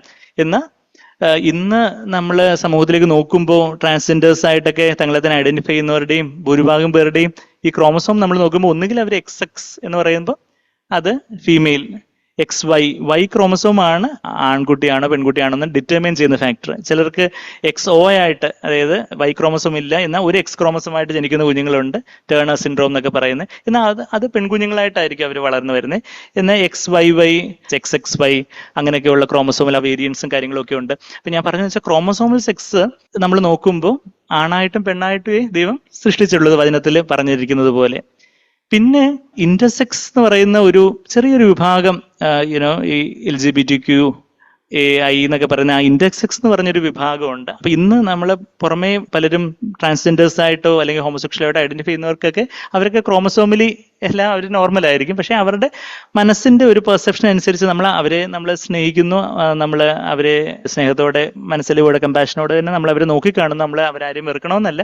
എന്നാൽ നമുക്ക് we cannot agree to what they say. നമുക്ക് ബൈബിളിന്റെ ബേസിസിൽ നിന്ന് നമ്മൾ നോക്കുമ്പോൾ അങ്ങനെയൊക്കെയുള്ള മനസ്സിന്റെ ആ ഒരു പെർസെപ്ഷൻ ഉള്ള ആൾക്കാർക്ക് അവരോട് നമുക്ക് എഗ്രി ചെയ്യാൻ ഒക്കത്തില്ല. എന്താ കാര്യങ്ങളെന്ന് ഞാൻ പറഞ്ഞു വരാം. XX XYയുടെ കാര്യമൊക്കെ പറഞ്ഞതുപോലെ ഇന്റർസെക്സ് എന്ന് പറയുന്ന കുഞ്ഞുങ്ങൾ ജനിക്കുമ്പോൾ തന്നെ ആണായിട്ടാണോ പെണ്ണായിട്ടാണോ എന്നുള്ള കാര്യത്തിൽ വ്യക്തത ഇല്ലാത്ത രീതിയിലുള്ള ലൈംഗിക അവയവങ്ങളോട് കുഞ്ഞുങ്ങൾ ജനിക്കുമ്പോൾ അത് ജനിക്കുന്ന സമയത്തോ അതിനുശേഷമോ കാര്യങ്ങളൊക്കെ മാതാപിതാക്കളോ ഡോക്ടർമാരോ ഒക്കെ തിരിച്ചറിയുമ്പോൾ അങ്ങനെയുള്ള കുഞ്ഞുങ്ങൾക്ക്, അങ്ങനെ ഇന്റർസെക്സ് എന്ന് പറഞ്ഞ കാറ്റഗറി ഉള്ളവർക്ക് അവർക്ക് വേണ്ടുന്ന തരത്തിലുള്ള ശരിക്കും അതിന്റെ ക്രോമസോമൽ സെക്സും കാര്യങ്ങളും ഒക്കെ തീരുമാനിച്ച് അങ്ങനെയുള്ളവർ വളരെ ചെറിയൊരു ശതമാനമേ കാണത്തുള്ളൂ. അങ്ങനെയുള്ളവർക്ക് വേണ്ടുന്ന തരത്തിലുള്ള സർജറിയോ ഹോർമോൺ ട്രീറ്റ്മെന്റോ കാര്യങ്ങളോ ഒക്കെ കൊടുത്ത് അവരെ ഈതർ ആണായിട്ടോ പെണ്ണായിട്ടോ വളർത്തണം എന്നുള്ളൊരു കാര്യം multi disciplinary team of doctors, പല ഡോക്ടേഴ്സ് എല്ലാം ചേർന്ന് തീരുമാനിച്ച് മാതാപിതാക്കളുടെയും ആ കുഞ്ഞുങ്ങൾ അത് അറിയാറാവുന്ന പ്രായമായിട്ടുണ്ടെങ്കിൽ അവരുടെയൊക്കെ ഇതിനനുസരിച്ചായിരിക്കും അങ്ങനെയുള്ള കാര്യങ്ങളിൽ അവരുടെ ട്രീറ്റ്മെന്റും കാര്യങ്ങളൊക്കെ പോകുന്നത്. അതൊരു മെഡിക്കൽ കാര്യമായിട്ട് പോകുന്ന കാര്യങ്ങളാണ്. എന്നാൽ ഇന്ന് സമൂഹത്തിൽ നടക്കുന്ന ഒരു കാര്യം എന്ന് പറഞ്ഞാൽ എന്താ, ചിലര് ആണായിട്ട് ജനിക്കുന്ന ആൾ പെണ്ണാവണമെന്ന് പറയുന്നു, പെണ്ണായിട്ട് ജനിക്കുന്ന ആൾ ആണാവണമെന്ന് പറയുന്നു. അങ്ങനെയുള്ള കാര്യങ്ങൾ വരുമ്പോഴാണ് രണ്ടാമത്തെ ഡെഫിനിഷൻ ഞാൻ മുമ്പേ പറഞ്ഞത്, ക്രോമസോമൽ സെക്സിന്റെ ഡെഫിനിഷൻ ഞാൻ പറഞ്ഞു. ആ ക്രോമസോം തലത്തിൽ ആണാണോ പെണ്ണാണോ, അതിലെ കൺഫ്യൂഷൻ ശരിക്കും പറഞ്ഞാൽ ഒന്നുമില്ല. രണ്ടാമത്തതില്ല ജെൻഡർ ഐഡന്റിറ്റി എന്ന് പറഞ്ഞൊരു ഡെഫിനേഷൻ ഉണ്ട്. ജെൻഡർ ഐഡന്റിറ്റി എന്ന് പറഞ്ഞാൽ it's a perception, it's a personal sense of one's own gender. ഒരു കുഞ്ഞ് വളർന്നു വരുമ്പോൾ തന്നെ അതിന്റെ 2-3 വയസ്സൊക്കെ ആകുമ്പോൾ തന്നെ കുഞ്ഞിന് ആണാണോ പെണ്ണാണോ എന്നുള്ള അതിനൊരു ബോധ്യം വരും. ആൺകുട്ടിയാണോ പെൺകുട്ടിയാണോ, സാധാരണ ഇതിൽ അതിന്റെ വളർച്ചയുടെ 2-3 വയസ്സാകുമ്പോൾ തന്നെ ക്ലിയർ ആവുന്ന കാര്യങ്ങളാണ് കുഞ്ഞുങ്ങൾക്ക് ആൺകുട്ടിയായിട്ടാണോ പെൺകുട്ടിയായിട്ടോ. എന്നാൽ ചില കുഞ്ഞുങ്ങള് അവർ വളർന്നു വരുന്ന പ്രായത്തില് ജനിതകമായിട്ടുള്ള ഹോർമോണൽ കാരണങ്ങൾ കൊണ്ടെന്ന് പലരും ഇന്ന് വാദിക്കുന്നുണ്ടെങ്കിലും ജനിതകമായിട്ടും ഹോർമോണലായിട്ടുള്ള ഫാക്ടേഴ്സ് ഒന്നും പ്രൂവ് ചെയ്യപ്പെട്ടിട്ടില്ല എന്നുള്ളതാണ് വാസ്തവം. അവരുടേതായ അവർ ജനിച്ചു വളർന്ന സാഹചര്യങ്ങളോ അവർ വളർത്തപ്പെട്ട സാഹചര്യങ്ങളോ ചിലപ്പോൾ അവർ അണ്ടർഗോ ചെയ്തിട്ടുള്ള ചില സെക്ഷൽ അബ്യൂസ്, ചില ലൈംഗിക അതിക്രമങ്ങളോ അങ്ങനെയൊക്കെയുള്ള കാര്യങ്ങൾ കുഞ്ഞുനാളിലൊക്കെ നേരിട്ടതിൻ്റെയൊക്കെ ഫലമായിട്ട് ഒക്കെ അതിൻ്റെയൊക്കെ പല പല കാരണങ്ങളുടെ ഇതായിട്ട് അവർക്ക് ഒരു പ്രായം എത്തുമ്പോൾ അവർക്ക് ആണാവണം, പെണ്ണായിട്ട് ജീവിക്കണം, പെണ്ണിന് ആണായിട്ട് ജീവിക്കണം, അങ്ങനെയുള്ള കാര്യങ്ങൾ. എന്നാൽ വചനത്തിൽ ആ കാര്യങ്ങൾ നമ്മൾ ആവർത്തന പുസ്തകം 22:5 നിങ്ങൾക്ക് സമയമുണ്ടെങ്കിൽ എടുത്ത് നോക്കാം. അതിനോട് അവിടെ പറയുന്നത് ആണ് പെണ്ണിന്റെ വേഷവും പെണ്ണ് ആണിന്റെ വേഷവും ഒന്നും ധരിക്കരുത് എന്നുള്ള ദൈവത്തിന്റെ നിത്യമായിട്ടുള്ള ഒരു കൽപ്പന നമ്മളവിടെ ആവർത്തന പുസ്തകം 22:5 നമ്മൾ കാണുന്നുണ്ട്. അത് ദൈവത്തിന്റെ മുമ്പാകെ അത് യോജിക്കാൻ പറ്റുന്ന കാര്യങ്ങളല്ല. അപ്പൊ അതുകൊണ്ട് ഓഫ്കോഴ്സ് അങ്ങനെ ഇന്ന് സമൂഹത്തിൽ പറയുന്നവരോട് നമ്മൾ അവരോട് ഇന്ന് വാദിക്കാനോ തർക്കിക്കാനോ ചെയ്യണമെന്നല്ല. അവർക്ക് അവരുടെ ഫ്രീഡം ഉണ്ട്. എന്നാൽ അവർ വചനത്തോട് താല്പര്യമുള്ളവരാണെങ്കിൽ, നമ്മളോട് ചോദിക്കുന്നവരൊക്കെ ആണെങ്കിൽ നമുക്ക് ആ കാര്യങ്ങളോട് ബൈബിളിന്റെ ബേസിസിൽ നമുക്ക് അവരോട് എഗ്രി ചെയ്യാനൊക്കത്തില്ല. എന്നാൽ പല ആൾക്കാർക്കും അങ്ങനെയുള്ളൊരു ആഗ്രഹമുള്ളവരും പലരും ഒക്കെ എൻ്റെ അടുത്ത് തന്നെയും വേറെ പലയിടത്തും ഒക്കെ കൗൺസിലിംഗ് വന്നിട്ടുള്ളതായിട്ടും എന്നാൽ അവർക്ക് അങ്ങനെ ഒരു തോന്നലുണ്ട്. പക്ഷേ എന്നാൽ അവർക്ക് അങ്ങ് മാറണം എന്നുള്ള ആഗ്രഹത്തോടൊക്കെ വരുന്നുള്ളവരെ നമുക്ക് തീർച്ചയായിട്ടും അവരെ സഹായിക്കാനും അവരെ ഗൈഡ് ചെയ്യാനും ഒക്കെ പറ്റും. അപ്പൊ അതാ ജെൻഡർ ഐഡന്റിറ്റി എന്നുള്ളൊരു കാര്യം. Gender identity crisis, gender identity dysphoria disorder എന്നൊക്കെ ഉള്ള പല പേരിലൊക്കെ ആ കാര്യങ്ങൾ. അപ്പൊ ഇന്ന് ശാസ്ത്രീയ ലോകത്ത് ഇതൊക്കെ ഒരു നോർമലായിട്ട് കരുതുമ്പോൾ എന്നാൽ നമ്മൾ ദൈവത്തിന്റെ വചനത്തിൽ നിത്യമായിട്ടുള്ള ആ ഒരു വചനത്തിന്റെ അടിസ്ഥാനത്തിൽ നമുക്ക് പറയാനൊക്കുന്ന കാര്യങ്ങൾ എന്ന് പറഞ്ഞാൽ ഇതിനോട് നമുക്ക് യോജിക്കാൻ പറ്റാത്ത കാര്യങ്ങളാണെന്നുള്ള കാര്യം. പിന്നെ ഒരു കാര്യമാണ് ജെൻഡർ റോൾ. ജെൻഡർ റോൾ എന്ന് പറഞ്ഞൊരു ഡെഫിനിഷൻ, ഞാൻ ക്രോമസോമൽ സെക്സ്, ജെൻഡർ ഐഡന്റിറ്റി പറഞ്ഞു. ജെൻഡർ റോൾ എന്ന് പറഞ്ഞാൽ അത് കൾച്ചറലി ഡിഫൈൻഡ് ആയിട്ടുള്ള കാര്യങ്ങൾ, അതായത് ഒരു ആണ് എന്തൊക്കെ ഉത്തരവാദിത്തങ്ങൾ ഒരു സമൂഹത്തിൽ ചെയ്യണം, പെൺകുട്ടി എന്തൊക്കെ ഉത്തരവാദിത്തങ്ങൾ ചെയ്യണം, അങ്ങനെയുള്ള ജെൻഡർ റോൾസ്. അതിൽ വലിയ കൺഫ്യൂഷനും കാര്യങ്ങളൊന്നുമില്ല. പിന്നുള്ള ഒരു ടേമാണ് സെക്ഷൽ ഓറിയന്റേഷൻ. സെക്ഷൽ ഓറിയന്റേഷൻ എന്ന് പറഞ്ഞാൽ അത് ആകർഷണത്തെ കുറിക്കുന്ന ഒരു കാര്യം. അതായത് ഒരു ആൺകുട്ടി അല്ലെങ്കിൽ ഒരു പെൺകുട്ടി, ഒരു പ്യൂബേർട്ടി അല്ലെങ്കിൽ അതിന്റെ ഒരു പ്രായം എത്തുന്ന, ഞാൻ മുമ്പേ പറഞ്ഞ ആ ഒരു പ്യൂബേർട്ടിയുടെ കാര്യം പറഞ്ഞ ഒരു 12 വയസ്സ് ഏകദേശമായിരിക്കും, ചിലർക്ക് കുറച്ച് നേരത്തെ 10 വയസ്സിലേ ആയിരിക്കാം, ചിലർക്ക് ഒരു 13-14 വയസ്സായിട്ടായിരിക്കും പ്യൂബേർട്ടി അറ്റൻഡ് ചെയ്യുന്നത്. ആൺകുഞ്ഞുങ്ങൾക്ക് അവരുടെ ശബ്ദമൊക്കെ മാറുകയും മീശയൊക്കെ പിടിക്കാൻ തുടങ്ങുന്നതൊക്കെ ഒരു സമയം, അല്ലെങ്കിൽ പെൺകുട്ടികൾക്ക് മെൻസസ് ഒക്കെ തുടങ്ങുന്ന ആ ഒരു പ്രായം. അപ്പൊ അവരുടെ ആ ഒരു സമയം മുതൽ പതുക്കെ പതുക്കെ ഓപ്പോസിറ്റ് ജെൻഡറിനോടാണ് സാധാരണ ഒരു സെക്ഷൽ അട്രാക്ഷന് സാധാരണ നോർമലായിട്ട് ഒരാൾക്ക് ഉണ്ടാകേണ്ടതായിട്ടുള്ളത്. എന്നാൽ പല പല കാരണങ്ങളും ഉണ്ട്. ഞാൻ മുമ്പേ പറഞ്ഞതുപോലെ വളർത്തപ്പെട്ട സാഹചര്യങ്ങളോ അല്ലെങ്കിൽ sexual abuse in the childhood, അല്ലെങ്കിൽ അതിക്രമങ്ങളെ കുഞ്ഞുനാളിൽ അനുഭവിക്കേണ്ടി വന്നതിന്റെ കാരണങ്ങളുണ്ടോ, അല്ലെങ്കിൽ അതുപോലെയൊക്കെയുള്ള ചില അനുഭവങ്ങളിലൂടെ, അങ്ങനെയുള്ള ചില മെറ്റീരിയൽസിലൂടെ, പോണോഗ്രഫിയോ അതുപോലുള്ള ചില കാര്യങ്ങളിലൂടെയോ, അങ്ങനെയൊക്കെ ചില കാഴ്ചകളിലൂടെയൊക്കെ അവർ കൊച്ചുനാളിൽ കണ്ട് വളർന്നതുകൊണ്ടോ, അങ്ങനെയൊക്കെയുള്ള വേറെ അങ്ങനെയൊക്കെ പല പല കാരണങ്ങളും ഉണ്ട്. ജനിതകവും ഹോർമോണുമായിട്ടുള്ള കാരണങ്ങൾ ആൾക്കാർ വാദിക്കുന്നുണ്ടെങ്കിലും അത് ഹോമോസെക്ഷൽ ഓറിയന്റേഷന്റെ ഒരു കൺക്ലൂസീവ് പ്രൂഫായിട്ട് എവിടെയും തെളിയിക്കപ്പെട്ടിട്ടില്ല ഇതുവരെ ശാസ്ത്രീയമായിട്ടെന്നുള്ളതാണ് നമുക്ക് ശാസ്ത്രീയമായിട്ട് പറയാനുള്ളത്. എന്നാൽ പാരിസ്ഥിതികമായ പല കാരണങ്ങൾ കൊണ്ട് അങ്ങനെയുള്ള ഒരു അട്രാക്ഷനും കാര്യങ്ങളൊക്കെ ഉണ്ടാകുന്നു. ഈഗോ സിൻറ്റോണിക് ഹോമോസെക്ഷൽ അട്രാക്ഷൻ ഉണ്ട്, ഈഗോ ഡിസ്റ്റോണിക് ഉണ്ട്. എന്ന് പറഞ്ഞാൽ ഈഗോ സിൻറ്റോണിക് എന്ന് പറഞ്ഞാൽ ഒരാൾ പറയുവാണെങ്കിൽ എനിക്ക് അത് തന്നെ മതി, അങ്ങനെ തന്നെ പോകുന്ന ആൾക്കാർ, അവരോട് നമുക്കൊന്നും പറയാനില്ല. നമുക്ക് അവരെന്തെങ്കിലും ചോദിക്കുവാണെങ്കിൽ നമുക്ക് ഇതാണ് നോർമലായിട്ടുള്ള കാര്യം, ഇതാണെന്നാണ് നമ്മൾ വചനത്തിലൂടെയും നമ്മൾ യഥാർത്ഥത്തിൽ മനസ്സിലാക്കേണ്ടത്. എന്നാൽ ഈഗോ ഡിസ്റ്റോണിക്, ഇത് യഥാർത്ഥത്തിൽ ഇങ്ങനൊരു അട്രാക്ഷൻ ഉണ്ട്, പക്ഷെ എനിക്ക് അതിൽ നിന്ന് വെളിയിൽ വരണമെന്ന് പറയുന്ന ആൾക്കാരോട് നമുക്ക് ഓഫ് കോഴ്സ് അവരെ ഗൈഡ് ചെയ്യാനോ കൗൺസിൽ ചെയ്യാനോ അങ്ങനെയുള്ള അപ്രോപ്രിയേറ്റ് ഹെൽപ്പും കാര്യങ്ങളും ഒക്കെ ഒരു ക്രിസ്ത്യൻ ബോധ്യമുള്ള സൈക്കാട്രിസ്റ്റുകളുടെ അടുത്തോ സൈക്കോളജിസ്റ്റുകളുടെ അടുത്ത് അങ്ങനെയൊക്കെയുള്ള കാര്യങ്ങൾക്ക് അവർക്ക് പ്രാക്ടിക്കൽ ഗൈഡൻസും പ്രേയേഴ്സും ഗൈഡൻസും ഒക്കെ കിട്ടാൻ സാധ്യതയുണ്ട്. അപ്പോൾ അത് സെക്ഷൽ ഓറിയന്റേഷന്റെ കാര്യം. പിന്നെ സെക്ഷൽ ബിഹേവിയർ. സെക്ഷൽ ഓറിയന്റേഷൻ ഉണ്ടെങ്കിൽ ചിലർക്കാണെങ്കിൽ ഹോമോസെക്ഷൽ അട്രാക്ഷൻ അല്ലെങ്കിൽ സ്വർഗമായിട്ടുള്ള അട്രാക്ഷൻ ഉണ്ടെങ്കിലും അവർ സെക്ഷൽ ബിഹേവിയറിൽ അങ്ങനെയുള്ള കാര്യത്തിൽ ഇൻഡൾജ് ചെയ്യാതെ അവർ തങ്ങളെ തന്നെ വചനപ്രകാരം സൂക്ഷിച്ച്, എന്നാൽ അങ്ങനെയുള്ളവർക്ക് തന്നെ പിന്നെ ദൈവം തന്നെ ചില ആൾക്കാരെ എൻ്റെ അടുത്ത് തന്നെ വന്ന കൗൺസിലിംഗ് വന്ന ചില ആൾക്കാരെ എനിക്കറിയാം, ഹോമോസെക്ഷൽ അട്രാക്ഷനോ ഓറിയന്റേഷനുമായിട്ട് വന്നിട്ടുള്ളവർ, അവർക്ക് പിന്നെ മാരേജ് ചെയ്യണോ കാര്യങ്ങളുള്ള ഒരു കൺഫ്യൂഷനായിട്ടൊക്കെ വന്നിട്ടുള്ളവർക്ക്, എന്നാൽ അവർക്ക് വേണ്ടുന്ന ഗൈഡൻസും കാര്യങ്ങളൊക്കെ കൊടുത്ത് ദൈവം തന്നെ അവർക്ക് ആ കാര്യങ്ങളിലൊരു വ്യത്യാസങ്ങൾ ഉണ്ടാകുകയും കല്യാണം കഴിച്ച് കുഞ്ഞുങ്ങളോടെ ജീവിക്കാനുള്ള ഒരു ഇതൊക്കെ ആയിട്ടുള്ള ചില വ്യക്തികളെ കൗൺസിലിംഗിന്റെ മേഖലയിൽ അങ്ങനെ ഉള്ള ചിലരെ എനിക്ക് അറിയാം. അപ്പൊ ഞാൻ പറഞ്ഞു വരുന്നത് വെച്ചാൽ അങ്ങനെയൊക്കെയുള്ള കാര്യങ്ങളിൽ ദൈവജന പ്രകാരം ഒരു വ്യത്യാസങ്ങളും കാര്യങ്ങളൊക്കെ ഉണ്ട്. എന്നാൽ നമ്മളിത് ഒരു പബ്ലിക് പ്ലാറ്റ്ഫോമിൽ ഒത്തിരി കോൺട്രവേഴ്ഷ്യൽ ആയിട്ടുള്ള കാര്യങ്ങൾ, അപ്പം ദൈവജന പ്രകാരം ഈ കാര്യങ്ങളാണ്. ദൈവത്തിന്റെ വചനം നമ്മൾ മുറുകെ പഠിക്കുകയാണെങ്കിൽ നമ്മൾ തെറ്റിപ്പോവുകയില്ല. നമ്മൾ ലോകത്തിന്റെ പിന്നാലെ അതിനോട് അനുരൂപപ്പെട്ടു പോവുകയാണെങ്കിൽ നമ്മൾ പല പല ചതിക്കുഴികളും നമുക്ക് പല പല ക്വസ്റ്റ്യനിങ് ആറ്റിറ്റ്യൂഡിലോട്ടൊക്കെ വരും. അപ്പൊ ഞാൻ കാര്യങ്ങളങ്ങ് കൺക്ലൂഡ് ചെയ്ത് ഒരു വാക്കങ്ങ് പ്രാർത്ഥിക്കാം. നമുക്ക് എല്ലാവർക്കും ഒരു നിമിഷം എഴുന്നേറ്റ് നിൽക്കാൻ പറ്റുമോ? ഒരു നിമിഷം നമുക്ക് എല്ലാവർക്കും ദൈവമുമ്പാകെ എഴുന്നേറ്റ് നിന്ന് ദൈവമുമ്പാകെ നമ്മളുടെ ഹൃദയങ്ങളെ നമുക്ക് പകരാം.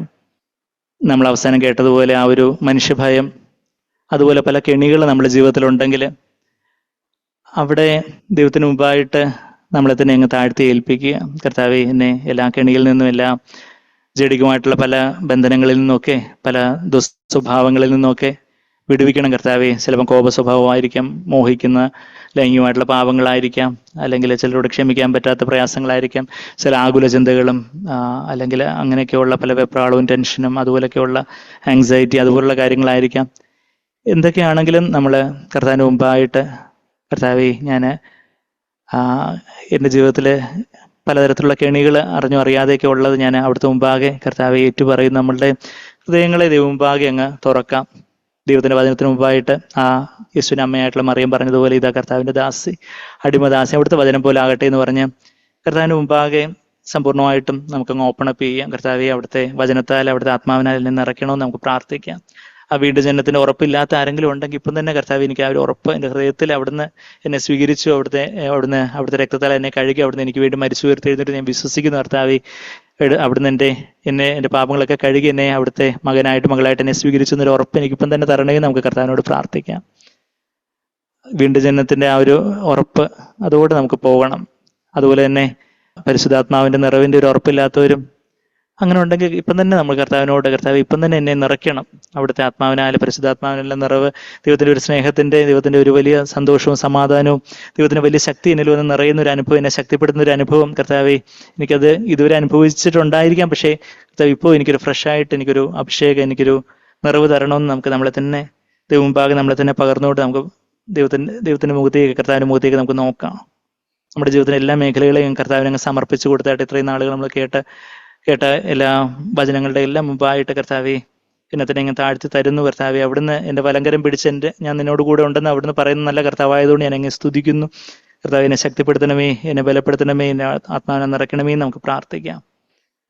ആ ക്രൂശിന്റെ വഴിയിലൂടെ കർത്താവെ ഞാൻ കുറയണം, എൻ്റെ ആ ഈഗോയും പ്രൈഡും എൻ്റെ ധാർഷ്ട്യവും ഞാൻ എന്നുള്ള ഭാവമൊക്കെ മാറി കർത്താവെ, അവിടുത്തെ വചനപ്രകാരം എന്നെ നടത്തണേ, എന്നെ വിടുവിക്കണേ, എന്നെ വലിയൊരു ഫ്രീഡത്തിലേക്ക്, പരിശുദ്ധാത്മാവ് നൽകുന്ന വലിയൊരു ക്രൂശിന്റെ ഫ്രീഡത്തിലേക്ക് കർത്താവെ ഞാൻ മരിച്ച് യേശുവിനിൽ ജീവിക്കുന്ന അധികമായിട്ടുള്ള ഒരു കർത്താവെ, ആ ഒരു ആകാശത്തില് ആ കഴുകന്മാർ ചിറകടിച്ച് ശക്തി പ്രാപിച്ച് ശക്തിയെ പുതുക്കി പറന്ന് ഉയരുന്നത് പോലെ കർത്താവെ, ആ ഒരു ഫ്രീഡത്തിലേക്ക് എന്നെ നയിക്കണമെന്ന് നമുക്ക് നമ്മളുടെ കരങ്ങളെ ഉയർത്താൻ നമുക്കൊരു ഫ്രീഡം ഉണ്ടെങ്കിൽ അത് അങ്ങനെ ചെയ്യാൻ, കരങ്ങളെ ദൈവമുമ്പാകെ ദൈവത്തെങ്കിലേക്ക് കരങ്ങളെ ഉയർത്തി കർത്താവെ അവിടുത്തെ ആത്മാവിനെല്ലാം നിറക്കണമേ എന്നുള്ളൊരു പ്രാർത്ഥനയോടെ കർത്താവിലേക്ക് നമുക്ക് നോക്കാൻ. സ്നേഹം നിറഞ്ഞ പിതാവേ, ഓരോരുത്തരെയും കർത്താവ് ഞങ്ങൾ ഓരോരുത്തരെയും സമർപ്പിച്ച് പ്രാർത്ഥിക്കുന്നു. തുറന്ന സ്വർഗം കർത്താവെ, അവിടുത്തെ ആത്മാവിനാൽ ആ തുറന്ന സ്വർഗത്തിൽ നിന്ന് ഞങ്ങളെ ഓരോരുത്തരെയും അധികമായിട്ട് ഫ്രഷായിട്ട് നിറയ്ക്കണമെന്ന് ഞങ്ങൾ പ്രാർത്ഥിക്കുന്നു.